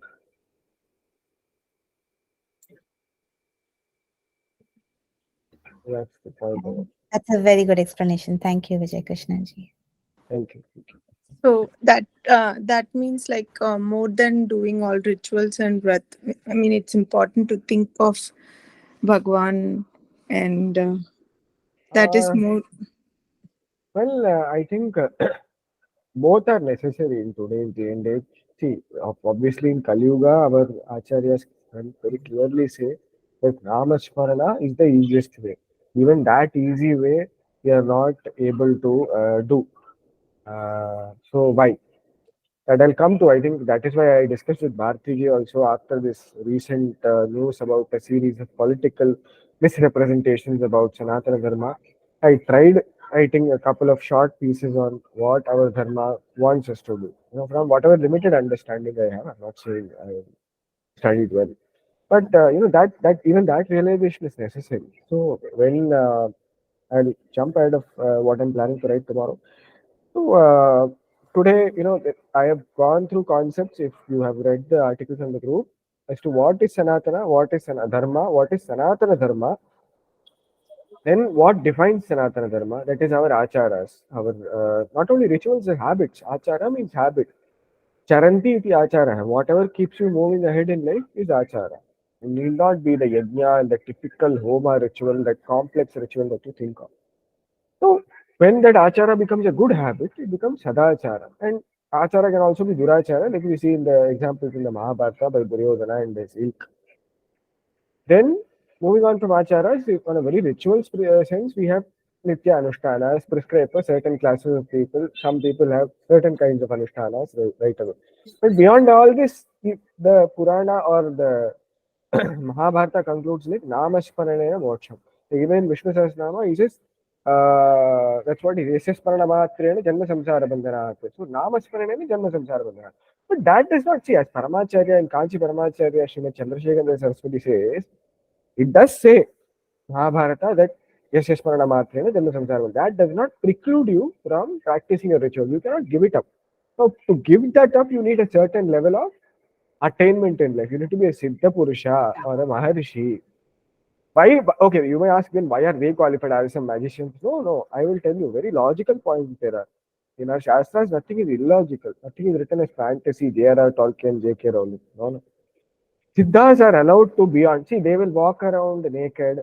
If you look at the Avadhuta Purushas in the Puranas, there is a case of Dattatreya himself. So these Avadhuta Purushas will travel very, not in accordance with common norms. But they are able to do that, one, because they are in control of their senses. Second, they don't even breathe. You Siddhas, especially if you see Siddha literature, are masters of breathing. They reduce their breath. In Shastra, it is said that even the act of breathing, taking in oxygen, creates a debt on you. You are indebted to the Panchabhutas. So they free themselves even from that. Therefore, they are above us. They can do certain things that we normally cannot. So that probably explains in a very brief manner as to what is karma, achara, nitya, anushtana, etc. So to answer your question, Sandhya conclusively, is both this and that can be done simultaneously. And today, as I said, Namasmarana also becomes difficult. Let me be very practical and admit that for all of us, we have a very strenuous life and it does become difficult. The way out is Shravana. We can at least do that. That's the conclusion I was trying to plan, when I wrote that piece. Shravanam, hearing. It's difficult to read because if I give you KMG or a Bori edition or even an Amachitraga and ask you to read 2 chapters a day, with all the lives and the responsibilities that you have, onerous responsibilities, it will be difficult to turn a page. Trust me. But Shravanam is easy. That's why it's the first of the Navamida Bhaktis prescribed by Narada Maharshi. Shravanam is just plugging in your earphones and hearing. It definitely can be done. Tomorrow's post I'll also feature some of the great resources on the internet where you can hear. You have Bhartiji's podcasts. Similarly, if you're looking at more serious content from Shastraic perspective, yet with a modern touch, there is Dushyant Sridhar's courses. For people who prefer the old style, like a little bit from the older generation, elder members of our group, there is Krishna Premi Swami's Upanyasam, but those are in Tamil. And there are other Upanyasakaras in Tamil also. In Hindi, similarly, there are a couple of Pravachanakartas. I'll go through those resources. So Shravanam can easily be done to follow Sanatana Dharma. So that's what I feel would be kind of an appropriate answer to your question. Thank you, Ji. Kindly send the link Yeah, when you finish. I will. Thank you, Ji. So I think there aren't any more questions if I'm right. So thank you all once again for attending yet another session of our Know Your Mahabharata series. So next week, Bhartiji, would that be fine? The 17th itself? 17th, I think we need more time. We'll need more time. Okay, so then we'll let you know of the date. Probably be the 24th or the 1st of October. I think we should be concluding the Karna series in another session, right? I After think so. Daana, it is Marana. Dana. Dana, I was just thinking whether the war has to be, the Krishna mission, basically the peace mission. But I think I covered that pretty much today itself. Yeah. I think we've done that in the Naranarayana series very well. The mission of both the twins. Yeah. In ensuring that dharma is established. I think final battle then. Yeah, I think we'll directly go on to from the 17th day when he takes over as the commander. Yeah. To his end 1.5 days later. Yeah, I'll see if we can do it next week. We can do it. We'll decide on it. I think that should end or bring to completion Karna, followed by Draupadi, right? If I'm recalling. Yeah, we'll take up something else, Draupadi, or maybe do a mix thing in between. Yeah. Which will have predominantly Draupadi mix because power lady, she gets she gets a lot of flack. I was also thinking whether we should look at Karna from the South Indian angle. There's a reason as to why he is deified so much. But then we'll do a poll in the group if people are really on to the topic. See, I don't want to go so deep as to probably put them off or inconvenience our audience too much. So let's do a poll where I'll give a brief understanding of what we're trying to cover. Karna in the southern versions of the Mahabharata, especially. I haven't read the southern version, so I wouldn't know. You have to. See, it's not even I haven't read the Villi Bharatam per se. So Villi Bharatam is the Tamil version of the Mahabharata, just like you have Kamba Ramayanam, We have Villi Bharatam as the Tamil version of the Mahabharata, very celebrated and venerated work, so to say. But then there is a very pronounced uh, slant towards in favor of Karna. So if you're all interested, we could probably, if you have number of people, we can probably do a session on that.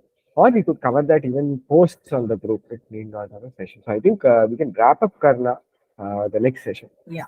And then To put things in perspective, Villi Bharatam is a recent, I mean, as you compared to, it's not like Vyasa Mahabharata type, lost in antiquity type text. Villi Bharatam is a fairly recent kind of. Yeah, 15th century, 15th century text, if I'm not wrong.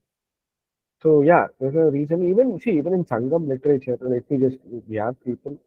Hope you are not all getting caught up. I'll just conclude with a few more lines.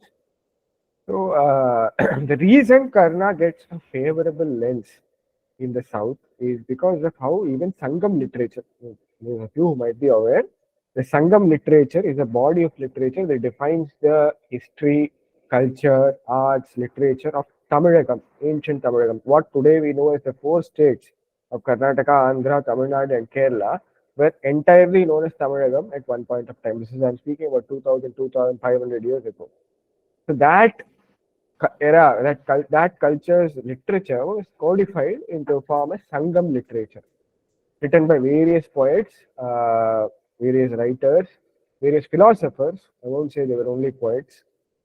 So they have this stratified classification of Vallals. Vallal in Tamil simply means Danvir. So they have these three classes of Danvirs in every era. So there are the first seven, the middle seven, and the bottom seven. The bottom seven are very historical characters whom we can relate to if we study South Indian literature. They are true life characters. There are middle seven also. In the early seven, if you see, there are names like even Shishupala and Karna. They are kind of deified as great philanthropic characters. As to why they do that, we'll have to do a full study of Sangam literature, which will take years and years. But there is a mention of characters from Mahabharata. Probably, I think this is a cultural takeaway in the south when the Mahabharata obviously traveled to the south, either in terms of a vocal rendition or, these tales get carried like that only. Those days they didn't have Gutenberg press and also they were carried on by bards and storytellers. So when they came down to the south, probably these people saw, as Bharti said, they took Karna's Daana out of context and wove a story around it. And probably that tied in with their own cultural notions of Dana and being philanthropic. This is probably why we could explain why Karna has a deified presence in the south. So let's look at a possibility of a session after the final session as per the Vyasa Bharata. Yeah, I think that brings us to the end of another very exciting session. Thank you very much, everyone. Here. Thank you. Thank you, people, for attending. Let's catch up later on. Yeah, thank you. Thank you, Ji. Thank you. Thank you. Thank you.